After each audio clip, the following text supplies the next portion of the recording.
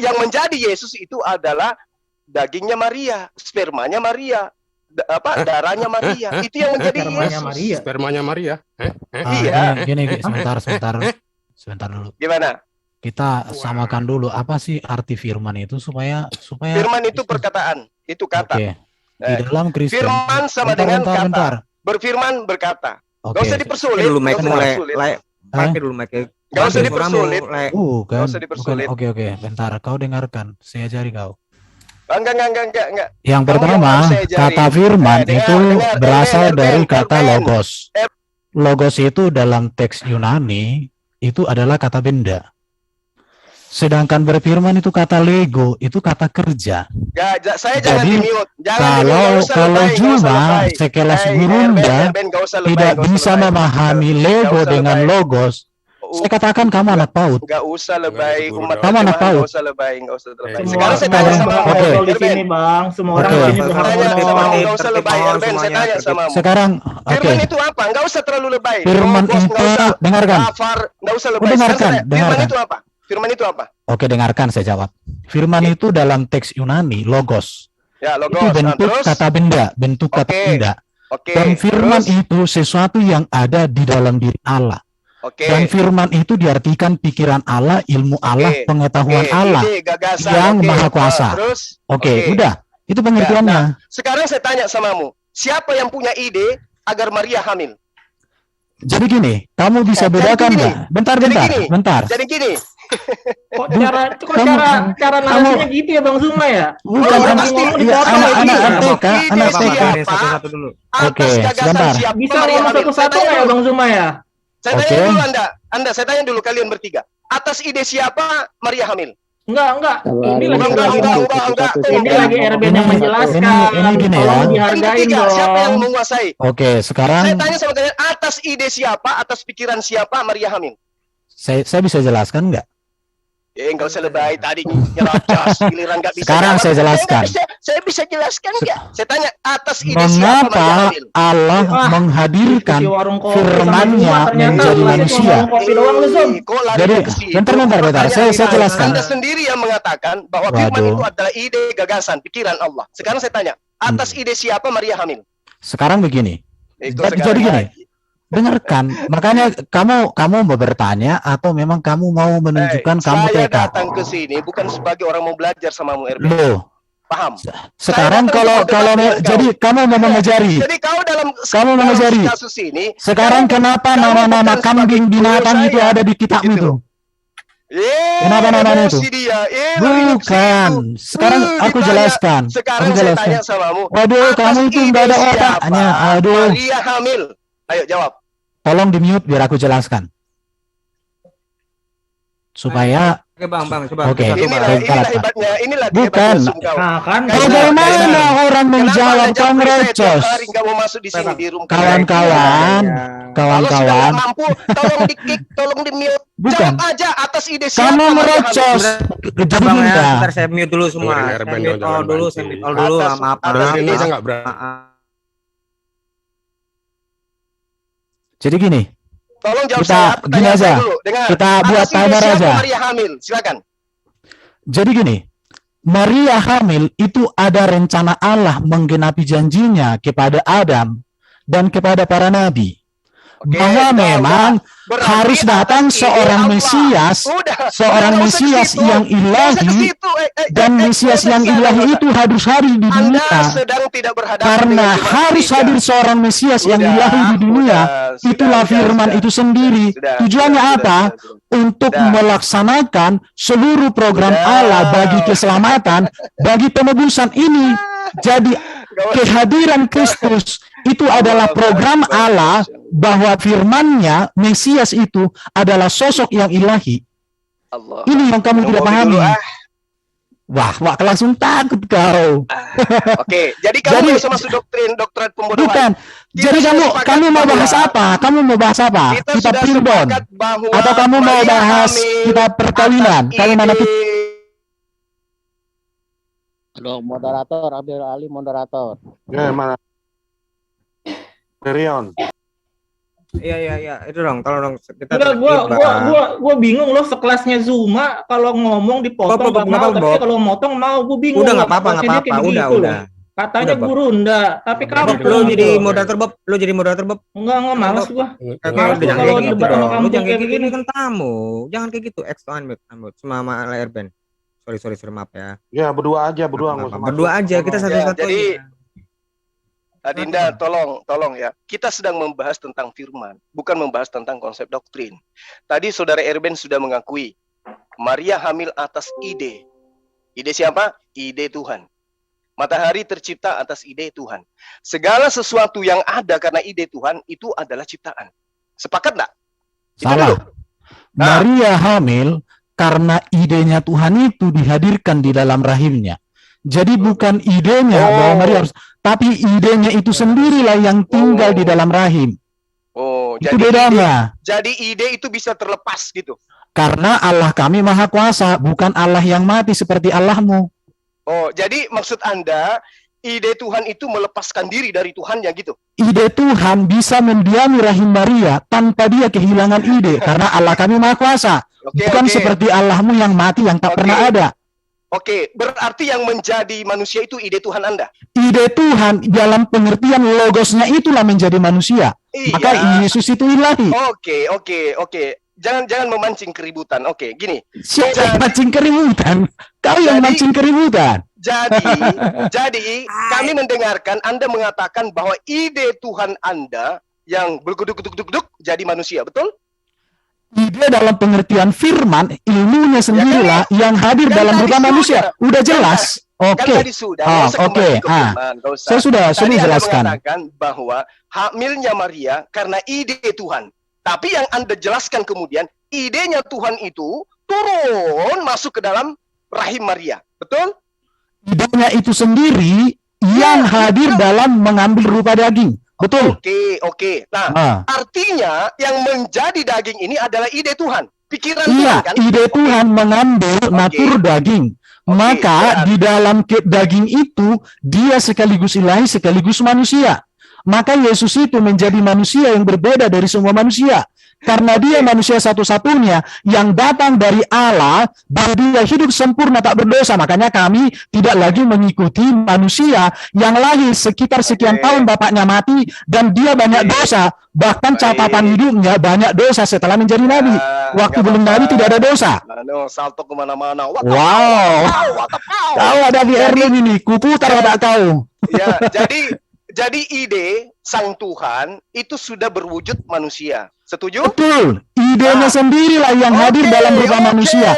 Tanpa dia kehabisan, tanpa kehilangan ide itu. Sabar. Berarti Tuhanmu tidak maha tahu? Justru karena Tuhanku lah maha tahu, maka dia bisa menghadirkan firman-Nya menjadi manusia. Karena dia tahu bahwa manusialah yang bisa menyelamatkan manusia. Kenapa Tuhanmu nggak tahu hari kiamat? Kenapa Tuhanku nggak tahu hari kiamat? Jawabannya gampang. Karena Bapakku yang di sorga belum memberitahukan itu kepadanya. Idenya sudah ada jadi manusia. Di dalam kemanusiaannya, dengarkan ya. Ide yang hadir dalam natur manusia itu, dengarkan ya. Idenya sudah jadi manusia. Dengarkan dulu, dengarkan. Sebentar dulu, sabar, calm down. Oke. Satu dong. Yesus yang manusia itu, walaupun dia adalah firman Allah, tetapi dalam natur manusia, dia sesungguhnya taat sempurna, mengerjakan sesuai dengan apa yang Bapa yang darinya dia berasal, dia kerjakan. Maka Yesus, bentar dulu, maka Yesus berkatakan, makananku ialah melakukan kehendak dia yang mengutus aku, yang darinya aku datang, dan itu dialah aku ada di dunia ini. Iya. Oke. Sekarang begini, dan tidak ada kepada manusia yang Allah berikan hak untuk mengampuni, mendamaikan manusia, menyelamatkan manusia selain kepada sang idenya yang hadir dalam rupa manusia. Oke, nggak apa-apa. Saya hargai pagannya, nggak apa-apa. Sekarang Anda menempatkan Tuhan Anda itu tidak maha kuasa, tidak maha tahu. Karena idenya Anda bisa lihat di dalam Mazmur 33 nomor 9, Yesaya 55 nomor 11. Apapun yang dia katakan, itulah yang terjadi. Dia maha tahu. Berarti kamu, bentar. Kamu tidak tahu. Dengarin. Benar. Coba tunjukkan ayatnya. Coba tunjukkan ayatnya. Bentar, tunjukkan ayatnya. Di mute supaya mulut itu harus sesuai data. kayak Kau gini kubungkus lah, kau kayak sekarang. gini lah, Coba kayak gini Yesaya lah. berapa? Yesaya berapa? Nomor 11. Boleh Yesaya di-share dong? 55 nomor 11. Yang moderator silakan di-share. Sang ide Yesaya sudah berapa? menjadi manusia. Ketika dia jadi manusia, dia tidak mau tahu. Idenya harus kayak mana? Oke, Bang? jadi gini ya. Aduh, Erben Tuhanmu. Dengarkan ya, bentar. Aduh, Jadi kasihan sekali. keilahian Yesus itu dibatasi oleh kemanusiaan Yesus. Loh, Tuhan Kenapa begitu? dibatasi. Kenapa? Wow. Karena kemanusiaan Tuhan Yesus dibatasi itu, oleh manusia. dengarkan. Satu-satu. Tuhan Satu-satu, dibatasi oleh manusia. Kenapa? Karena, dengarkan ya. Karena memang dia manusia yang sempurna, dia manusia yang harus berkarya berdasarkan daripada ketetapan yang sudah diberikan oleh Bapa. Jadi Yesus tidak tahu hari kiamat karena memang belum diberitahu oleh Bapa. Tetapi kelak Yesus akan tahu itu. Kenapa? Karena Yesus masih mengerjakan program penebusan. Dia belum selesai mengerjakan program kerajaan. Karena dia naik ke surga menyediakan program kerajaan, tempat bagi orang percaya. Setelah itu selesai, barulah Bapa akan menyatakan karya di akhir zaman itu. Maka satu-satunya yang mengetahui akhir zaman itu Bapa di surga dan kelak akan diberitahukan kepada Yesus sendiri. Oke? Berarti ide Tuhan Anda tidak maha tahu. Saya jawab ya. Kemanusiaan Yesus, Kau berarti dengarkan ya. dengar Jadi, saya dulu. bentar, dengar bentar, saya udah dong. Tadi kan udah Loh, buat statement. kamu apa sih? Udah buat Anda statement loh. terus, gimana? Ini Oke, perlu saya ditanggapi buat. Dengar. Oke. Tuhan Anda punya ide, idenya itu setelah nusul menjadi firman, menjadi manusia. Artinya ide Tuhanmu terbelenggu oleh makhluknya sendiri, yaitu Yesus. Di mana kemahakuasaannya ketika ide Tuhan dibelenggu oleh kemanusiaan? Jawab saya. Disitulah yang disebut dengan inkarnasi itu. Yang ilahi mengambil rupa manusia, menjadi sama dengan manusia, bahkan dia menjadi hamba yang taat sempurna kepada Bapa. Maka di sini jelas mengatakan bahwa keilahian Yesus ini orang gimana sih? Jangan membodohi orang. Loh, ya memang kamu udah bodoh kok. Kamu udah Semua bodoh. orang harus tahu. Yesaya 45. Semua orang harus tahu bahwa tidak ada Tuhan di luar aku. Oke, coba tunjukkan Bro Ade Yesaya 45. Kita lihat ya, di situ pakai kata Tuhan huruf besar atau kecil. Oke, coba tunjukkan. Ini ketawa ini. Jadi semakin Iya, kau ketawa, semakin aku Yesaya 45 nomor 6. 45. Ya, supaya orang tahu. Oke, kita kalau lihat nomor orang 6 apa harus di tahu situ? Supaya orang orang harus tahu dari Mulai terbit terbitnya matahari sampai terbenamnya bahwa tidak ada yang lain di luar aku. Akulah Tuhan dari kata YHWH dan tidak ada yang lain. Jadi gini, masalahnya Juma, kau nggak ngerti ini kata Tuhan huruf besar semua di sini Aduh, dari nggak kata usah apa? nggak usah. Jadi kamu Sekarang itu yang sekatakan menjadi kau Yesus meriam itu bambu. ide. Jadi meriam Ide bambu yang kau. menjadi Yesus. Lihat, Mana sih? loh, ini kata Tuhan di sini itu memakai kata YHWH. Kata Tuhan huruf besar semua beda dengan kata Tuhan hanya T huruf besar. Ada latar belakang penterjemahan LAI. Jadi sekarang kau belajar sama Erben. Oke. Oke, udah ngerti dulu bedanya arti Tuhan saya huruf besar ngerti semua bagaimana dengan Tuhan hanya T huruf besar. Saya ngerti bagaimana kamu berupaya untuk Loh, memenangkan. mana berupaya? Semua orang Kristen sepakat dengan yang saya katakan. Apa yang kau ucapkan itu ajaran setan itu. Dengar, saya dulu. Saya tanya dulu, bentar. Teman-teman Kristen yang ada di room ini setuju nggak dengan penjelasan bahwa Tuhan huruf besar semua dengan hanya huruf besar itu beda? Yang nggak mungkin lah dia. Benar, Bang. Nggak Makanya kau kan belajar Kristen sekarang. Jadi kau Jadi udah gini, diajari artinya Erben. semua tuduhan itu sudah rontok sekarang. Erben, izinkan saya bicara. Tadi katanya ide Tuhan, pikiran Tuhan itu sudah menjadi manusia. Ya, Ketika dia tidak tahu hari kiamat, itu dibatasi oleh makhluk bernama Oke. Yesus, manusia Yesus. Nah sekarang, satu hal, Tuhanmu sudah dibelenggu oleh manusia. Dia tidak lagi maha tahu, karena dia nggak tahu kapan kiamat. Oke, itu satu. ini kalimat kalimat yang salah. Loh, buktinya Yesus nggak tahu hari kiamat. Loh, makanya Sementara saya Yesus berarti adalah kau ide. nggak konek. Yesus Bentar, itu aku ide atau jelaskan. bukan? Yesus itu ide Tuhan atau bukan? Firman-Nya Allah Ya, yang iya, hadir pikirannya dalam Tuhan, kan? rupa manusia. Oke, pikirannya Tuhan yang sudah wujud jadi manusia. Yesus. Iya, oke, iya. Bahkan kalau Anda lihat di nomor 3 dari Yohanes 1, dari dia segalanya terjadi, tercipta. oke. Dari sang ide. Nah sekarang ternyata Yesus sang ide Tuhan tidak tahu hari kiamat. Masih dinisbahkan kepada pribadi lain. Berarti pribadi yang tadinya tahu hari kiamat ketika dia menjadi manusia, idenya seketika tidak tahu hari kiamat. Nah, itu satu.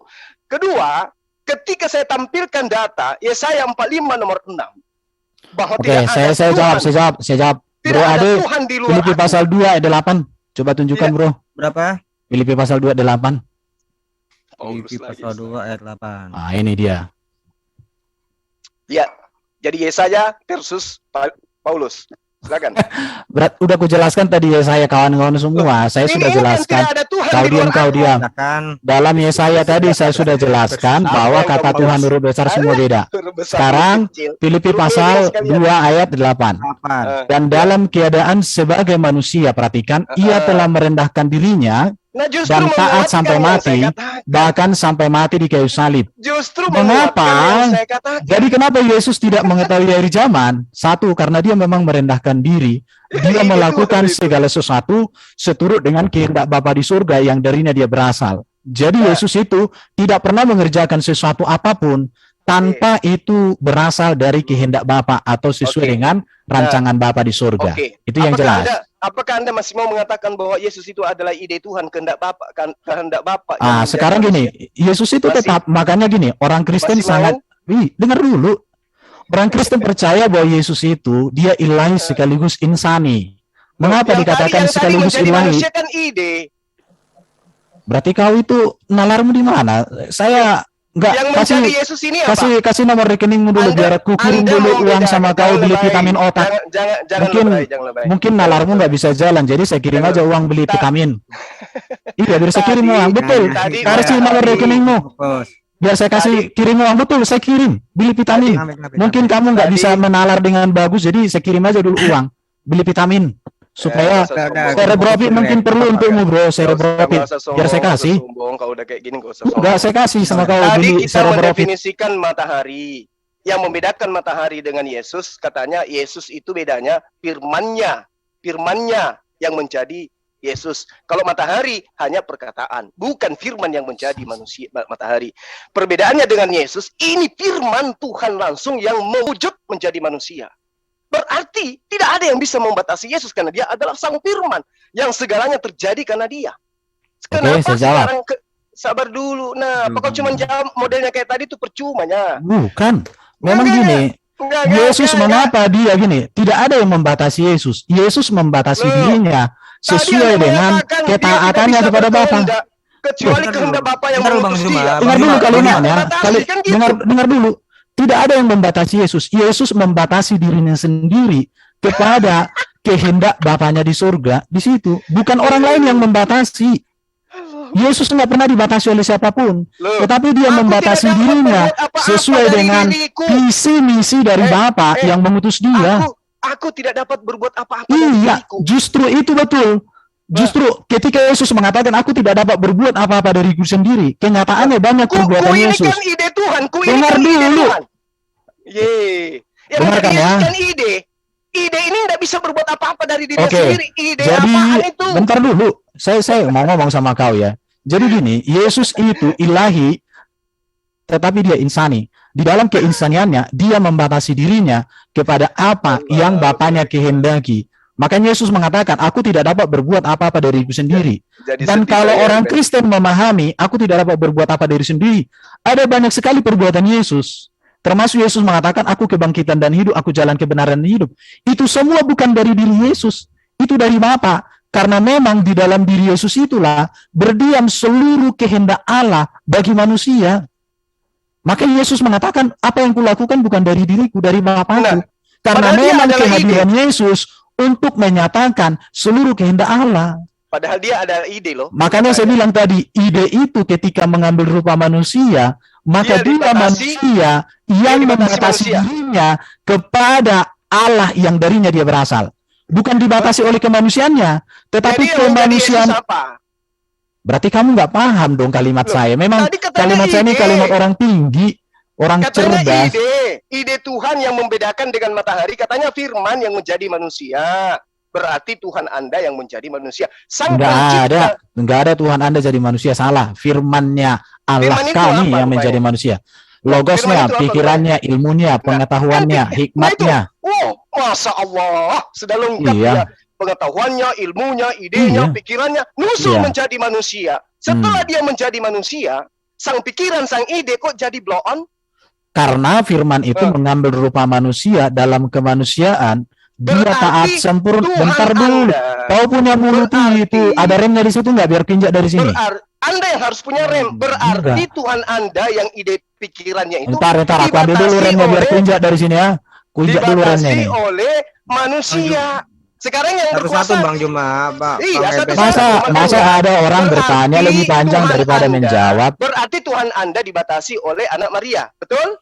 Bukan Tuhan kami yang dibatasi oleh anak Maria, salah kamu. Jadi gini, Yang saya menjadi jelaskan. anak Maria kan Tuhan Anda gimana? Enggak ada. Dijelasin dulu Oke, sama saya Bang jelasin ya. Eben, Bang Juma. Oke, Silakan. jadi gini, Allah yang Esa menghadirkan firman-Nya sendiri menjadi manusia.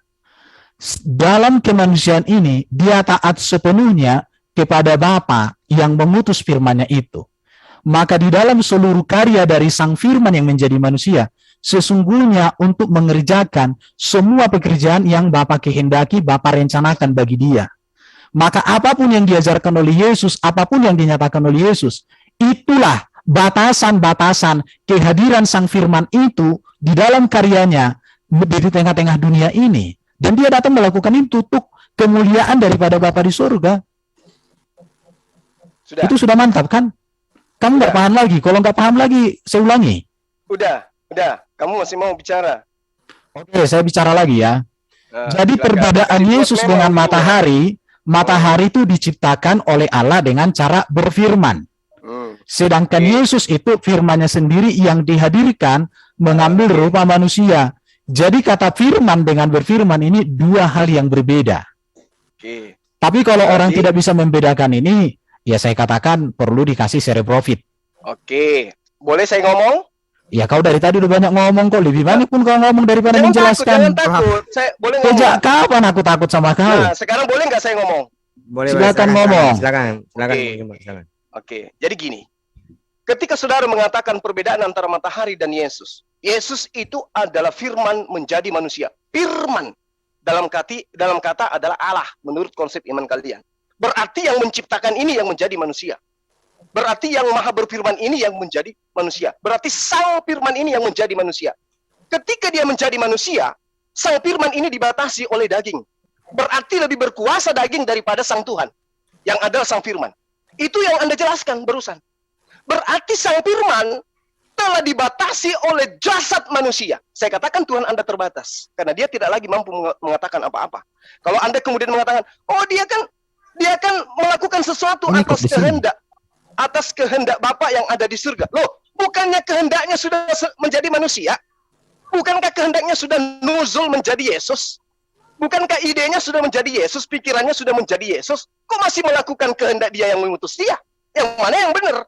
Jangan-jangan konsep iman Islam itu benar bahwa Yesus itu ciptaan. Dia hanya nabi, dia hanya rasul yang masih melakukan perintah-perintah dari sang dia yang telah mengutus dirinya sebagaimana pernyataan Yesus sendiri. Ayo. Oke, saya jawab ya. Ini sudah ada ayatnya di dalam Filipi pasal 2 ayat 6. Yang walaupun dalam rupa Allah tidak menganggap kesetaraan dengan Allah itu sebagai milik yang harus dipertahankan, melainkan telah mengosongkan dirinya dan mengambil rupa seorang hamba dan menjadi sama dengan manusia. Dan dalam keadaannya sebagai manusia, ia telah merendahkan dirinya dan taat sampai mati, bahkan sampai mati di kayu salib. Justru kehadiran Yesus ini menjadi prototipe manusia yang sempurna, yang menggantikan manusia Adam yang jatuh dalam dosa. Dan ini nanti berkaitan lagi dengan Yesus Adam yang terakhir. Adam yang pertama membawa manusia jatuh dalam dosa, Adam yang terakhir membawa manusia lepas merdeka dari dosa, dari maut, dari iblis. Jadi, mengapa Yesus itu ketika dalam kemanusiaan, memang betul-betul dia seorang manusia yang sempurna, yang taat sempurna kepada Bapa di surga.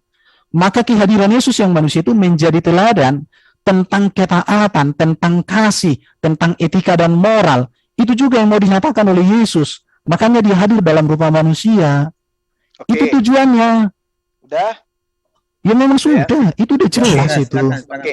Oke. Anda membawa Filipi 2. Di Filipi 2 itu mengatakan, yang walaupun dalam rupa Allah, tidak menganggap kesetaraan dengan Allah itu sendiri sebagai milik yang dipertahankan, melainkan telah mengosongkan dirinya sendiri dan mengambil rupa hamba dan menjadi sama dengan manusia. Catat itu. Ide yang tadinya menjadi manusia, mengosongkan diri. Berarti Tuhan Anda sudah tidak ada ide.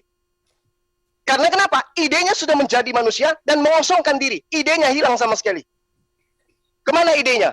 Anda ingin mengatakan masih ada sama Bapak. Tadi katanya sudah nusul menjadi manusia. Oke, saya jawab ya. Berarti kamu tidak memiliki memori yang cukup menampung kata-kata saya. Kata saya tadi di awal, kalau kamu simak, ide Allah itu maha kuasa. Ide Allah meninggalkan Allah, tanpa Allah kekurangan ide.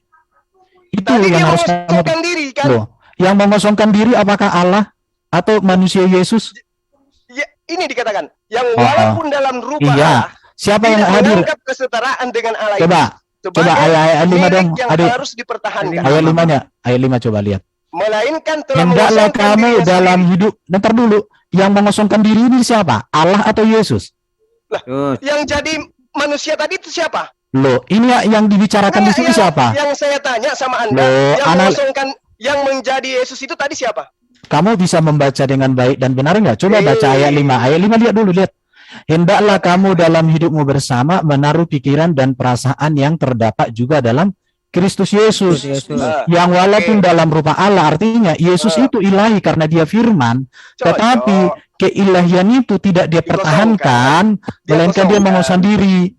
Artinya Yesus tadi kau mulutnya kayak mama-mama gimana sih? Kau gurunya tapi kayak mama-mama. Kenapa lihat kau? Anda sudah menjadi Yesus. Setelah menjadi Yesus, pikiran ini kembali mengosongkan diri.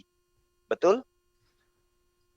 Manusia Kristus yang sekaligus ilahi, keilahian itu tidak dipertahankan. Contoh ya, buktinya Yesus contoh mengosongkan diri itu ketika Yesus itu hendak dibela oleh Petrus. Apa yang dikatakan oleh Yesus? Bukankah aku tidak sanggup meminta kepada Bapakku untuk mengutus malaikat? Tapi itu tidak kulakukan. Itu salah satu contoh bahwa Yesus tidak memakai kuasa keilahiannya untuk melawan itu pasukan-pasukan. Itu contohnya. Ya, artinya kan itu salah satu contoh. Ide Tuhan sudah berarti gini, kamu ternyata setelah menjadi Yesus, kamu gini ya. Lagi dirinya, berarti sudah sebentar, jadi lagi kan gitu ceritanya. Aku bisa share screen nggak? Biar aku jelaskan. Boleh Bang. Aku Boleh share Bang. screen. Silakan. Aku mau share screen. Aku pakai pakai apa aja? Ntar ya. PowerPoint. Silakan. Aku pakai coret-coret aja. Bisa nggak? Bisa Ya. ya. Jadi gini ya, Juma. Gini bro, jadi kamu itu nggak maju-maju kita dialognya kalau kamu nggak mengerti apa yang kamu tanyakan dan tidak mau ngerti, itu masalahnya. Dengarkan ya. Sebentar, dengarkan ini. Iya, silakan. Jadi untuk berbicara tentang Yesus itu, maka kamu harus mengerti tahap pra-inkarnasi. Oke, dia inkarnasi. Tadi adalah firman, ide Tuhan menjadi manusia. Pra-inkarnasi. Mama di pasar kau. Guru udah ke anak mama. Kamu mau bodohi saya apa lagi, Erben? Memang kamu udah bodoh kok. Iya, nggak apa-apa. Sekarang kamu mau bodoh. Jangan kan kamu bodoh. Enggak bicara. Jangan kayak gitu juga Bang Erben. Sebentar. Udah bodoh kayak begini masih mau dibodoh-bodohi juga. Silakan. Justru saya ingin mencerdaskanmu. Silakan Erben. Nggak mungkin bisa. Karena saya pada dasarnya tidak bisa Anda doktrin. Anda mengatakan ide Tuhan menjadi Yesus membedakan matahari. Setelah menjadi Yesus ternyata dia mengosongkan diri. Terus mau apa lagi? Apalagi yang Anda ingin jual? Tuhan Anda sudah mengosongkan diri menjadi manusia. Enggak ada Tuhanku menjadi manusia, mengosongkan diri dia. Dengarkan. Sekarang saya jelaskan. Jadi siapa ke Yesus itu ada beberapa hal yang harus dipahami. Yang pertama, pra-inkarnasi, dia adalah sebagai firman di dalam diri Allah. Kemudian setelah inkarnasi maka dia adalah manusia yang sempurna dalam segala hal yang baik dan benar. Di sini. Jadi orang Kristen tidak pernah membentrokkan inkarnasi Kristus dengan pra-inkarnasinya. Karena belajar sejarah itu harus runut, bro. Jadi kamu di sini pakai logika yang bolak-balik. Orang Kristen itu memakai logika yang runut sejarah. Jadi sejarahnya tidak pernah kita menyerang inkarnasi Kristus dari pra-inkarnasinya. Tetapi memahami posisi inkarnasi sebagai inkarnasi, memahami posisi pra-inkarnasi sebagai reinkarnasi. Kalau dua hal ini dibentrokkan, ini yang disebut dengan sesat berpikir. Itu sesat pikir. Percaya enggak Anda bahwa ide yang telah menjadi manusia kembali mengosongkan diri? Sebagai manusia Jadi, dia kosongkan diri. yang kamu bahas tadi itu Percaya kan, itu? bentar, yang kamu bahas itu kan sudah masuk di poin ini. Sudah bicara Saya inkarnasi. Tuhan Anda ketika dia menjadi manusia dia mengosongkan diri, betul? Pertanyaanmu lebih panjang dari jawaban. Apa kau punya mulut harus direm? Dengarkan. Tersakiti kali itu, RB. Santai aja, RB. Oke, perhatikan ya. Tuhan Jadi, kamu sudah mengosongkan diri, gimana? lihat ya. Jadi di dalam inkarnasi itu ada dua sifat Kristus, ilahi dan manusia. Saya kasih. Tadi yang kosong apa? Oke, Dia mengosongkan diri dari sifat apa? bentar. Perhatikan ya. Jadi Yesus di dalam kemanusiaan ini dia mengosongkan diri menjadi hamba. Artinya dia tidak mempertahankan keilahian itu. Nah, masih ada nggak sisi keilahian pada Yesus? Tetap. Saya kasih gambaran ya. Katanya mengosongkan diri.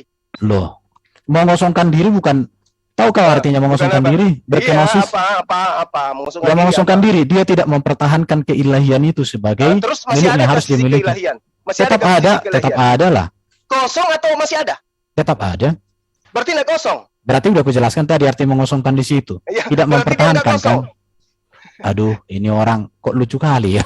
Yang lucu Anda mengatakan masih ada sisi keilahian, tapi ayatnya mengatakan mengosongkan diri. Yang mana yang benar? Contoh ya, yang ilahi itu tidak mungkin bisa dipaku. Ya, terus Ah, mana itu sisi bukti. keilahian? Tetapi Yesus itu bisa dipaku. Kenapa? Sisi Karena keilahian keilahian yang itu tidak dipertahankan. Sisi keilahian. Saya kasih gambaran Quran. Quran itu tetap ilahi walaupun itu basah. Sisi keilahian. Tetapi firmannya Yesusnya tidak mana? pernah basah. Atau Quran itu mungkin dibuang atau dilempar atau diapakan.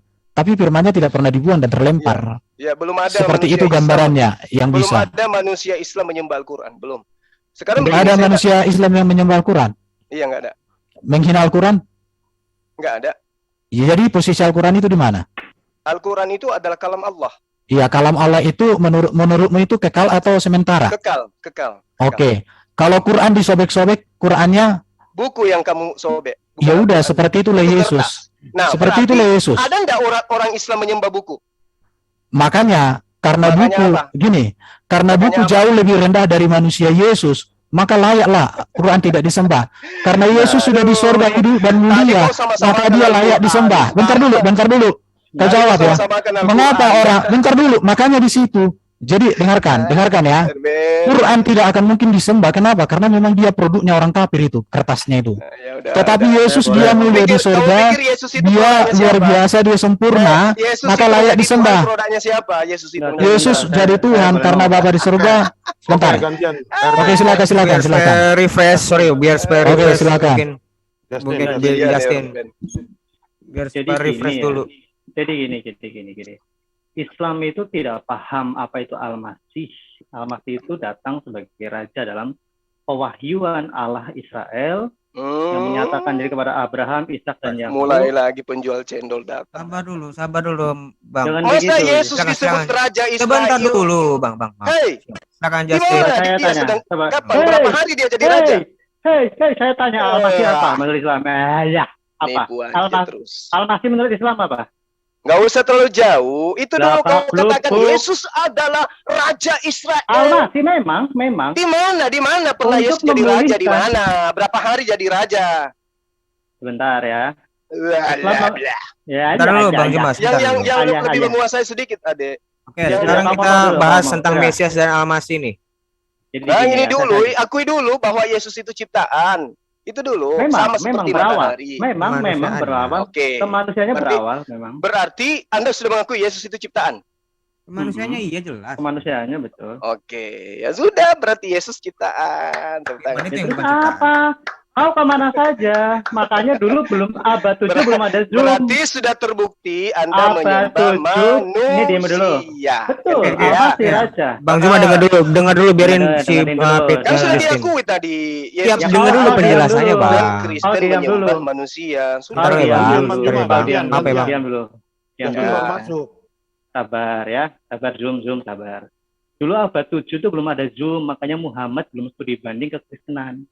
Nah, Muhammad ketika mengaku Yesus sebagai Al-Masih, ditanya Al-Masih apa nggak tahu. Nah, inilah makanya Quran kehilangan akarnya.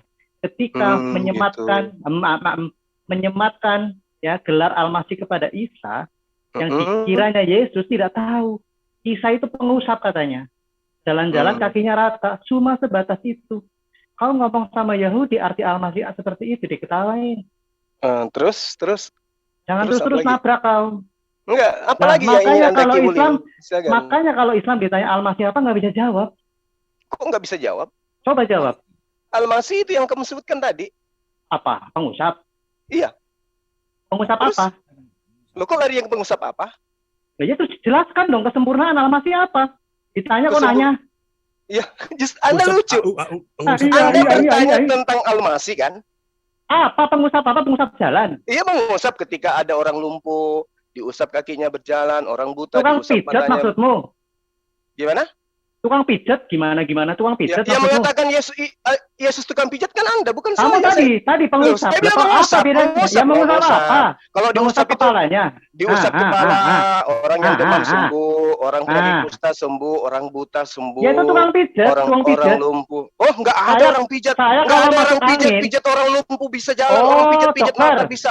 Anda Dokter. jangan menghinakan Isa, nggak boleh. Oh, Terlanjur apa, Yesus tabib? hina di kitab Anda. Jangan Isa Anda Pengusap hina. apa? Pengusap apa? Nggak boleh. Isa Saya jangan kalau- Anda hina. Cukup Yesus Anda hina. Iya, Jangan pengusap Isa. apa? Pengusap apa? Ya terserah, kan udah aku bilang tadi. Jadi Ya, kalau dia pengusap ngusap apa? orang yang lumpuh seketika sembuh, orang yang Oh. buta diusap matanya seketika melihat. Itu Hmm. sangat mulia loh. Nah sekarang Oh, Yesus sangat mulia. Yesus di Nggak kitab usah, Anda kenapa nggak disebut usah. manusia terkutuk? Kenapa? Jelaskan kesempurnaan Islammu. Benci kali kalian Pengusap sama apa? Yesus. Oh, Kenapa pengusap. benci kali sama Yesus? Kenapa? Maksudmu tukang Lahirnya di pijat. kandang binatang, Tabib. terus apalagi matinya harus dipantek kayak begitu. Kenapa benci kali sama Yesus? Ada apa rupanya? Muhammad Kenapa? benci juga. Muhammad juga benci kan. Mana? Tunjukkan. Di mana Muhammad mengatakan? Muhammad menyematkan gelar Al-Masih kok sebatas pengusap. Maksudnya apa? Jadi maunya apa? maunya Isa Al-Masih itu apa menurut Anda? Inilah kalau kehilangan. Enggak, saya tanya sama kamu, maunya Isa Al-Masih itu kenapa rupanya? Tanya Muhammad tuh. Enggak, saya tanya sama kamu, maunya kamu Isa Nggak usah Al-Masih itu mau diapakan? Katakanlah kami orang bodoh, kami ingin belajar. Muhammad. Ngaku dia. Iya. Makanya kalau kamu pintar jelaskan Al-Masih apa? Allahu Akbar. Allah dan Akbar. Masya Allah. Nah, kan nggak bisa jelaskan. Inilah bukti teman-teman. Loh, di Al-Quran kan Mereka- sudah jelas. Al-Masih mengusap. Dia adalah nabi yang diberi mukjizat seperti Itu juga tafsiran, Bang. Itu juga tafsiran lo mengusap. Iya, nggak Di Quran apa-apa. tidak ada. Nggak Nah, sekarang boleh. ketika kemudian dikatakan dia mengusap orang yang luka sembuh, orang yang Nabi buta lain tidak. melihat, Nabi lain begitu. tidak. Nabi lain tidak. Loh, kok larinya ke sana? Yang gini Ini ya, ada Quran, ada Al-Quran satu-satunya Quran, ada kitab Alkitab satu-satunya kitab, Al-Masih satu-satunya Masiha, satu-satunya Terus? pengusap, yang lain tidak mengusap. Terus, Jangan terus-terus nabrak kau. ya apa yang Anda ingin jajakan di Dia sini? jelaskan kesempurnaan Ya udah Islam udah ketika memberikan gelar Ketika Al-Masih. kemudian Isa Al-Masih mengusap, maka penyakit orang itu sembuh. Nabi lain Itu nggak salah mengusap. satu mujizat yang Nabimu mengusap apa? nah, itu kok Nah, larinya ke Nabi lain? Nabimu mengusap apa? Yang kau usap sama nabimu apa yang diusap? Krik, krik, krik, belabak belubuk, diam kau. Memang ada nabi yang bergelar Al-Masih? Gak usah nanya. Saya nanya kok nanya Anda. Ikut kamu yang disebut Al-Masih itu Isa. Kok nanya ke nabi lain? Iya, apa nabi lain nggak mengusap? Gimana ceritanya? Gimana ceritanya ini? Lah, Bingung. lah, Bingung. Panggil di sini. dasar Bantu ilmu cetek. Yang lain, Al-Masih Ade. apa? Ada enggak yang lain? Takut. Yang lain Kan ada. kayak Takut gini kau. loh, Bang. Al-Masih itu di dalam Quran itu justru maaf ya, justru Quran itu mengubah makna Al-Masih itu. Mesias Apa itu menjadi rupanya? seperti ini. Nah, terus kalau di kitab Anda Al-Masih jadi Tuhan, Kristus jadi Tuhan Al-Masih itu itu begini, anak manusia yang turun dalam awan-awan seperti yang dilihat oleh Daniel. enggak, Al-Masih dulu lari ke original kalau teks dulu. Mesias. Udah, Awalnya, jelasin dulu, Mesias. Aderion. Sorry, Aderion. Sebentar, Ya, belum silahkan. saja. Nggak, gini. Jangan terbiasa kalau ditanya, ya, nanya. Lah saya kan udah jawab, Bos. Ya makanya belum selesai. Siapa? Apa Nabi Itu lain yang menurut mengusap? kamu, saya nggak bisa mengada-ngada seperti apa yang kamu mau. Nabi lain mengusap tidak? Nggak ada di tempat kami Nabi lain Nggak ada, bergelar nggak ada. Al-Masih, nggak ada. Kamu jangan nipu-nipu kamu. Bukan Ya. bergelar. Jangan Yang mengusap, selain yang mengusap, Nabi lain memberi mujizat tidak di tempat ini? Ya itu derita Muhammad? lo, cari aja sendiri. Oh, Cari nggak sendiri. tahu. Kita sedang Kayak gitu, membahas Bang. tentang Al-Masih. Ya belajar Pertanyaan dong. mudah Belajar. tidak bisa Fokus. dijawab oleh gurunda. Ya nggak apa-apa, Gurunda. nggak apa-apa. Yang penting saya nggak nyembah manusia, oke? Nah, sekarang kau nggak gini. bisa keras, nadamu nggak usah ditanya, saya goblok. Nah, sekarang memang kami kamu tanya, goblok kok. jelaskan Kalau kau ya, tidak memang goblok, nggak mungkin menyembah manusia. Aneh juga kau. Nggak usah kau bilang aku goblok, nggak usah. Kasihan Iya, kali. kamu pintar. Enggak, saya juga nggak ngaku pintar. Minimal saya nggak nyembah Isa pengusap. kan gitu. Siapa saja yang mengusap di tempatmu? Nabimu mengusap apa? Hanya Isa, Nabimu hanya Isa menyembuhkan tadi. orang tidak? Ya. Ya. Ngomong apa orang ini ya? Nabi lain memberikan mujizat tidak? Melakukan mujizat tidak? Nabi saya itu banyak loh. Dan hanya Iya, Nabi mana? Isa alaihissalam Nah. yang disebut Al-Masih loh. Saya tidak mengatakan disebut dulu, saya tidak bahas disebut. Yang mengusap, yang melakukan Ya, mujizat itu kesembuhan mau. siapa? Itu mau, tapi saya sedang membahas Al-Masih yang ada pada Oke, Nabi Isa berarti alaihissalam. hanya Nabi Isa Kan tadi yang udah aku melakukan mujizat. bilang, kalau nggak ada materi nggak usah ikut Sudah debat. bilang. Bentar, saya Kasihan cebok kali. dulu. Saya cebok lagi di toilet nih. Oke, ya. Jangan Jadi, sampai kamu ya makan inilah yang bukti keluar bahwa dari Islam toilet tidak penuh mampu itu. menjelaskan. Ya nggak apa-apa, nggak masalah. Tidak mampu menjelaskan Nggak Al-Masih. masalah. Ya, oh, nggak apa-apa. Nggak masalah. Oh, Yang nggak penting Nabi Isa masalah. itu adalah Nabi yang Kesempurnaannya di mulia. mana? Dia adalah Nabi yang mulia. Kesempurnaannya di mana? Dia laki-laki Oh, suci. mulia. Tapi Dia utusan Tuhan yang diutus kepada Bani Israel. Dia bukan Tuhan yang datang dalam rupa Oke. manusia dipantek di atas pohon. Oke. Paham? Selesai. Terus kerjaannya apa? Mengusap. Sudah ya. Oke, berarti Islam memaknai Al-Masih sebagai pengusap yang berjalan-jalan kakinya rata, begitu ya? Ya urusan kami. Apa masalahnya Urusanmu. denganmu? Oke, saya catat, saya kunci sekarang. Iya. Sekarang saya ingin bertanya kepada kamu ya. Yang bersifat ilahi dari Quran apa? Yang bersifat, ya itu kalamnya. Kalam apa? Ya Al-Quran. Kalam apa? Iya, kalam apa? Emang kalam ada berapa? Saya nanya kok ditanya sih? Ya makanya kalau bertanya itu kuasai materi dulu. Al-Quran Oh, itu berarti- adalah kalamullah. Al-Quran berarti itu kalam- adalah firman Allah. Berarti kalamullah bisa dilihat. Gimana? Berarti sifat Allah kalamullah bisa dilihat. Yang bisa dilihat itu adalah Al-Quran bukunya. Terdiri dari kertas dan tinta. Iya, berarti bisa dilihat tuh kalamullah. Nah sekarang perkataanmu bisa dilihat nggak? Bisa didengar? Ya kalau didengar ya. Oke, berarti sifat Allah bisa didengar oleh manusia. Ya tergantung. Karena ada Tergantung apa tiga sih? tergantung bagaimana cara Allah menyampaikan wahyunya. Ada yang melalui penglihatan, ada yang melalui mimpi, ada yang melalui malaikat. Abraham melalui mimpi, Musa melalui tabir penglihatan, Rasul Muhammad SAW melalui malaikat Jibril. Gimana tuh? Terus, oke, ya. Terus berarti, Lukas melalui apa Lukas? Tunggu. Sebentar, Lukas sebentar melalui ya. apa menerima firman? Nanti saya jelaskan sebentar ya. Lukas melalui apa menerima firman? Di dalam iman Kristen, Lukas menerima firman lewat apa? apa sih ini orang? Kok ketawa sih?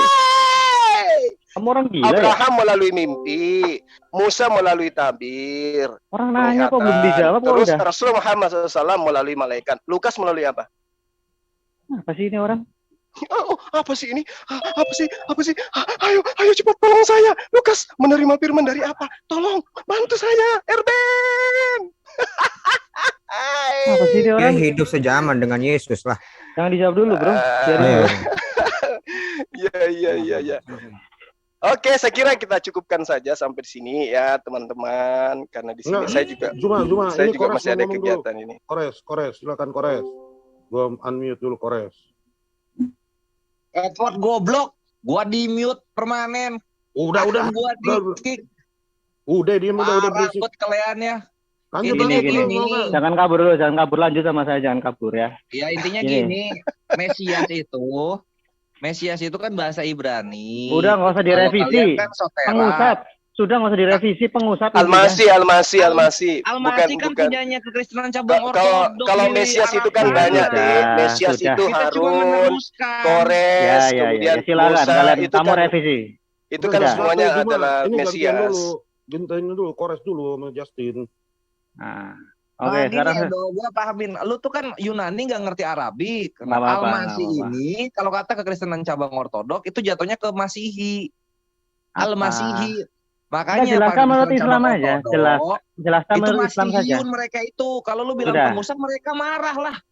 Islam yang bilang pengusap, Makanya gurumu tadi Gini loh, yang bilang kekristenan pengusap, cabang Melayu itu jangan yang sok tahu bilang soal Arab. pengusap, Di Arab ada gurundamu, kekristenan yang juga bilang soalnya. pengusap, gurundamu, yang bilang pengusap, Ketawa gurundamu. Gurunda. Nah iya, kau Lu kira menertawakan Lu gurundamu. kira Yesus turunnya di Sumatera? Yang bilang Di pengusap, Israel Yesus itu. gurundamu.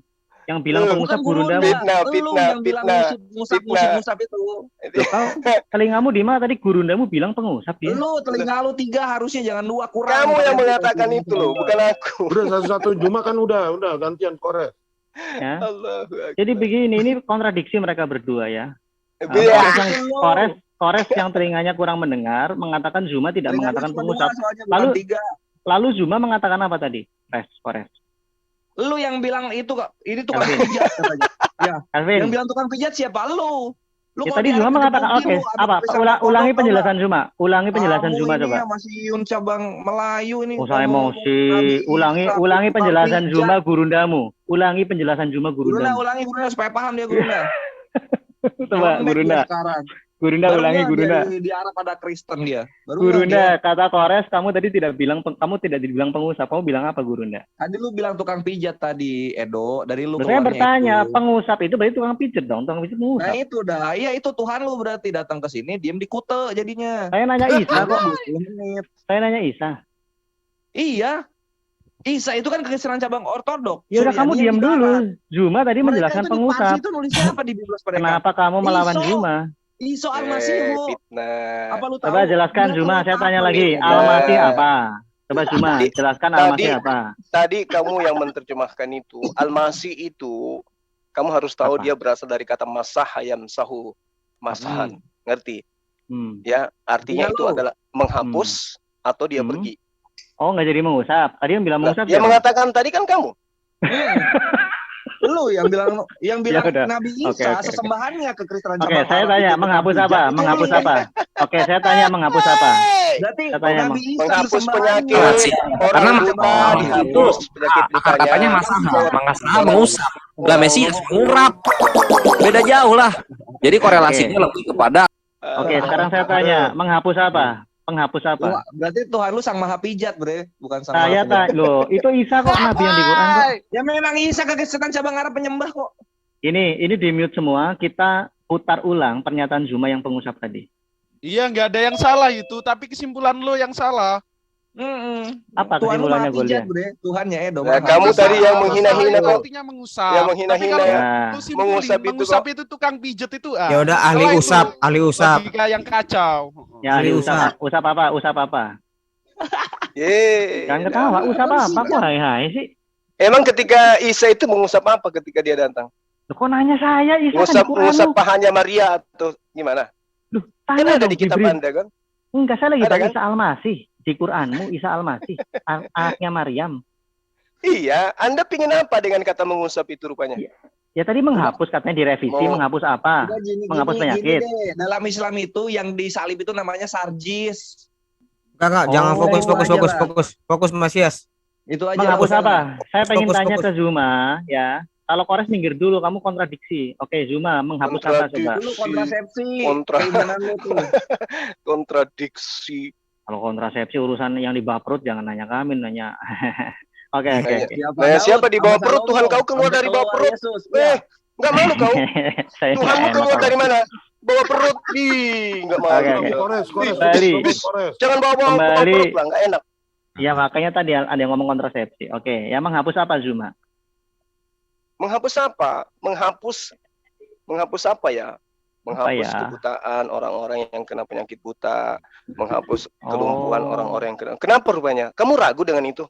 Oh, berarti menghapus gitu ya. Itu terminologi baru ya. Menghapus. Berarti kalau ada ustadz-ustadz sekarang yang itu Iya, Apa? menghapus penyakitnya, menghilangkan penyakit. Kenapa rupanya? menyembuhkan begitu ya maksudnya ya Zoom. Iya. Kamu diajari sampai segitunya. Berarti disebutnya karena ada kata sandang al masih berarti satu-satunya yang menghapus dia ya. Ya, udah. Islam itu gitu. Nah, terus kembali ke tempat kamu. Kenapa Cuma itu Yesus? aja ya? Cuma Iya, itu cuma aja itu ya? aja. Iya, iya. Nah, Oh, kenapa di segitu tempat doang, segitu doang. Iya, segitu doang. Kenapa di tempat kamu nabi-nabi yang lain disebut juga Mesias? Kenapa cuma Yesus yang Anda tuhankan? Kami menuhankan. Kata siapa yang menuhankan manusia ya? Oh, Tidak berarti ada. Yesus bukan manusia, bukan Tuhan kalian.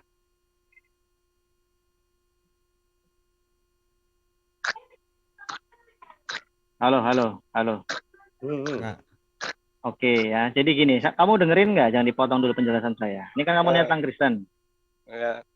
Oke ya, saya jelaskan tentang Al-Masih ya. Tentang Mesias di dalam keimanan kami. Jangan dipotong nih bro ya, terserah kamu tidak terima nggak apa-apa. Saya terima jawabanmu bahwa Al-Masih itu adalah penghapus sakit penyakit alias tabib kira-kira seperti itu. Nah, di dalam iman Kristen, Mesias yang dijanjikan adalah pembebas yang dijanjikan oleh Allah untuk memulihkan segala sesuatu, salah satunya mengembalikan kodrat manusia yang mula-mula. 2 Petrus 1 ayat 4. Mesias ini juga adalah perantara antara Allah kepada manusia ya, 1 Timotius 2 ayat 5.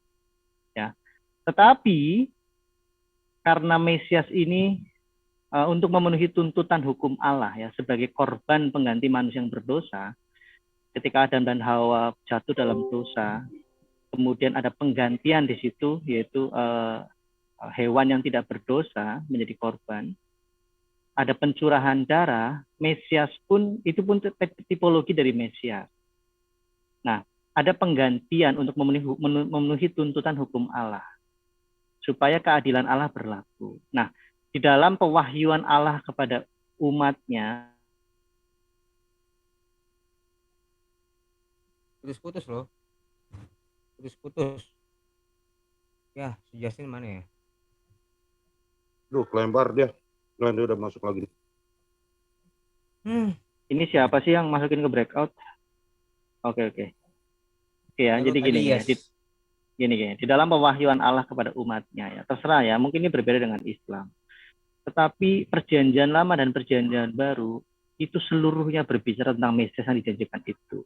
Disinilah perpisahan antara Yahudi dan Kristen ketika Yahudi bangsa Israel itu tidak menerima kemesiasan Yesus. Mereka masih menunggu Mesias yang dijanjikan Allah itu. Tetapi baik kitab suci Yahudi dalam tanah ya, perjanjian lama maupun perjanjian baru, kitab suci orang Kristen, itu semuanya berbicara tentang Mesias. Saya bisa tunjukkan itu. Nah, masalahnya ketika umat muslim berdialog dengan kami tidak memahami hal yang sangat mendasar, ini ya repot. Karena keimanan kami berpusat kepada kemesiasan yang adalah wahyu Allah. Wahyu Allah kepada umat manusia. Sebentar, saya selesaikan dulu. Sabar. Supaya Anda dapat poinnya. Mengapa menjadi manusia? Jadi dalam teknis keselamatan, Allah itu tidak sekedar gini mengampuni, tidak. Tetapi menuntut manusia memiliki hati nurani. Ya, Taurat di dalam hati, kemudian dari hati nurani ini mampu melakukan hal-hal yang bersifat rohani karena jasmani ini sudah tercemar oleh dosa. Nah, inti dari manusia mampu berbalik kepada Allah adalah mengikuti teladan dari Sang Mesias ini, Ibrani 2 ayat 10. Bahkan kemesiasan Yesus itu disempurnakan, Ibrani 2 ayat 6 atau 8. Nah, jadi mengapa firman itu menjadi manusia adalah untuk tujuan keselamatan. Kami mampu melihat petunjuk Allah melalui pribadi manusia, bukan melalui kitab. Alkitab kami itu bukan firman Allah yang dibuat oleh Allah, diberikan kepada Nabi, tidak. Alkitab kami 1 Yohanes 1 ayat 1 adalah buku kesaksian ya para nabi maupun bangsa Israel, bahkan murid-murid Yesus tentang firman yang hidup. Jadi di dalam premis keimanan orang Kristen tidak ada firman menjadi buku, tapi firman menjadi manusia, yaitu Yesus Kristus. Nah, di sini teman-teman muslim harus tahu, lalu mengapa firman itu menjadi manusia? Alasannya satu, untuk tujuan keselamatan, bukan untuk menyatakan Allah yang esa. Tanpa Yesus hadir, kami orang Kristen juga memahami siapa Allah yang esa. Bahkan jika Adam tidak berdosa, tidak dalam dosa, karya keselamatan tidak ada. Yesus Kristus tidak perlu ada di dunia ini.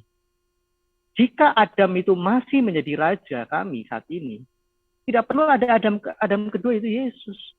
Tetapi karena Adam sudah gagal melakukan ketetapan Allah, sehingga harus dipulihkan oleh keturunan Adam. Makanya dikatakan di Kejadian 3:15, keturunanmu akan meremukkan kepala ular. Bahkan ketika saat itu iblis berpikir dia sudah menang dirinya, ternyata tidak. Kejadian 3:15 Allah tetap mengobarkan perlawanan pada iblis. Jadi singkatnya adalah Yesus Kristus hadir bukan untuk menunjukkan bahwa Allah itu esa, tidak. Bahkan Yesus mengajarkan Allah yang esa. Tetapi Yesus mengatakan, aku di dalam Bapa, Bapa di dalam aku, dan hendaklah kamu dalam aku. Aku dan Bapa adalah satu pekerjaan, yaitu menyelamatkan umat manusia. Jadi esensi dari iman Kristen melihat Mesias bukan mengatakan Yesus adalah Allah Bapa, itu pengajaran kita. Saya ulangi lagi ya sebagai kata-kata terakhir ini. Jadi kami melakukan penyembahan kepada Yesus, dikatakan di Filipi 2 ayat 11, bagi kemuliaan Allah Bapa. Tetap saja kami berpusat penyembahannya kepada Allah Bapa. Penyembahan kepada Yesus sebagai Mesias adalah bagi Allah Bapa, bukan untuk diri Yesus. Panjang kali. Silakan. Khotbah di gereja. Gini, jadi Anda menuduh Adam itu menyebabkan dosa waris. Boleh tunjukkan dalilnya nggak di Perjanjian Lama bahwa Adam itu menyebabkan dosa kepada seluruh umat manusia? Ada nggak dalilnya? Nggak ada. Dosa waris itu bukan. Lalu dari mana Anda mengatakan bahwa Adam itu mewariskan dosa? Siapa yang ngajarin? Bukan mewariskan dosa, nggak ada. Terus tadi Anda mengatakan Adam manusia pertama, Yesus Adam kedua. Loh, kamu salah memahami. Jadi gini, ketika Adam jatuh dalam dosa, dia tuh gagal melakukan ketetapan Allah, itu menjadi penguasa bumi. Sehingga Adam hidup kekal.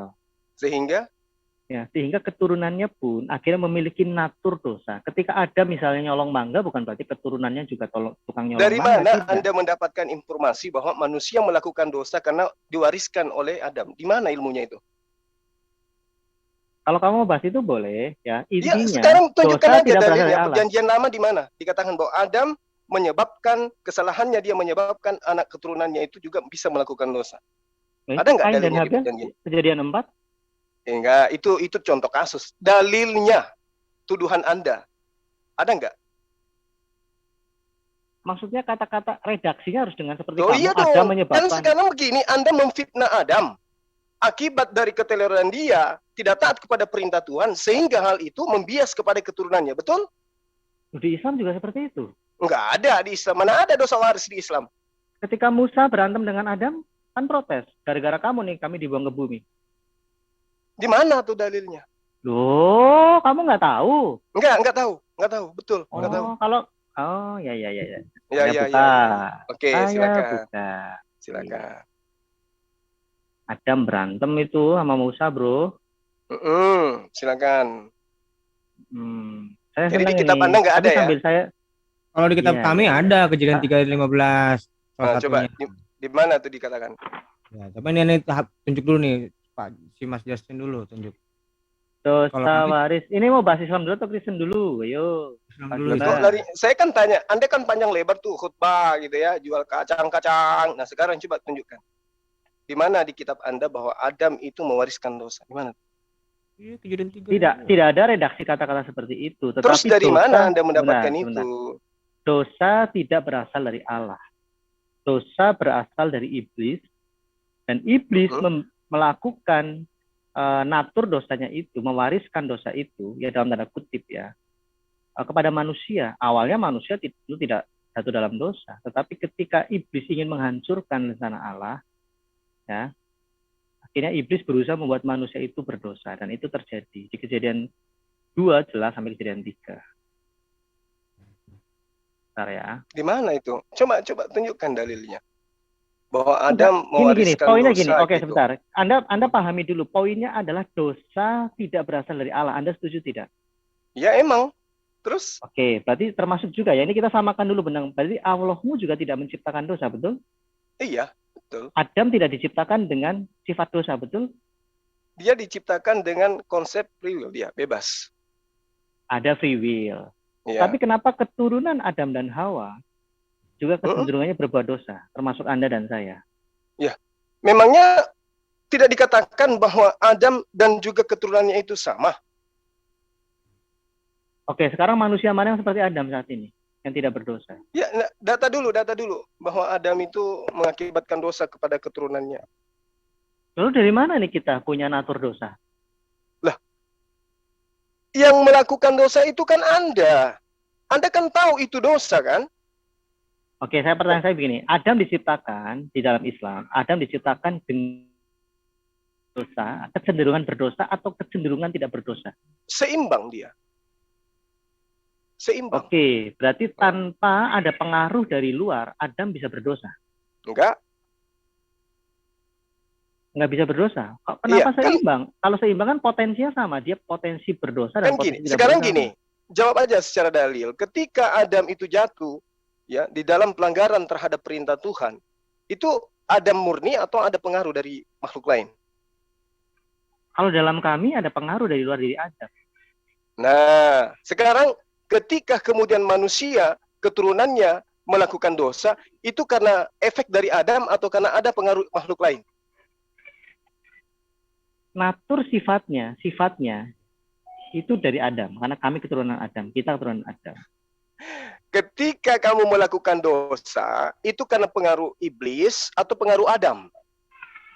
Pengaruh pertama ya, tetap dari iblis itu ada, karena iblis dibiarkan hidup dan berkelana. Sebentar gini. Tetapi Adam mulanya itu tidak punya natur berdosa, meskipun dia punya potensi berdosa. Misalnya kayak gini analoginya, remote handphone itu alat komunikasi, bukan untuk remote control. Tetapi dia bisa menjadi remote control. Nah, Adam pun seperti itu. Dia memiliki secara jasmaninya, dia bisa berbuat dosa. Untuk itulah Adam diuji. Dia punya kehendak bebas, betul. Tetapi Adam tidak punya natur berdosa saat itu. Artinya gini, kecenderungannya adalah taat kepada Allah. Makanya dikatakan di surat Roma, karena ketidaktaatan satu orang, dosa menjalar ke seluruh umat manusia. Nah, itu di Roma, itu ajaran Paulus. Sekarang dari perjanjian lama ada nggak? Ini, Anda jangan bentur-benturkan dong. Kami mengimani... Anda menuduh Adam itu awalnya di perjanjian lama, di kitabnya Yahudi. Kan begini, kalau pola saya gini loh. Adam itu diperintah cuma satu. Larangannya cuma satu. Jangan kau mendekati buah pengetahuan. Cuma satu. Yang lainnya bisa kau nikmati. Cuma satu. Tapi karena ada iblis yang mempengaruhi, dari satu itu kemudian semuanya menjadi halal. Ya. Nah, sekarang ketika misalnya Anda mengatakan bahwa andai saja iblis tidak berhasil menggoda Adam, apakah kemudian keturunannya semuanya akan tidak berhasil digoda oleh Adam, oleh iblis? Iya, karena memang natur Adam lebih tapi baik. pada diri manusia sudah ada nafsu. Nah, itu bedanya dengan kami, dengan kamu dan kami, bro. Antara kamu. Kamu nggak ada nafsu, kamu nggak ada nafsu gitu. Ada free will, jangan dikatakan nafsu dulu, jangan dibenturkan. Anda tadi sudah bicara free will. Dengar dulu. Ketika Allah menciptakan Hawa, itu karena Adam nggak punya nafsu atau karena memang manusia itu sudah lengkap dengan syahwat, dengan nafsunya, keinginannya? Dilengkapi dengan keinginan atau tidak? Adam ini. Nafsu apa sih? Bedanya nafsu dengan free will apa coba? Saya bingung. Keinginan melakukan kehendak bebas, mau melakukan apa saja. Nafsu itu konotasi negatif. Enggak, saya ini belajar dulu ya. Nafsu itu konotasinya di dalam kalian itu negatif atau positif sih?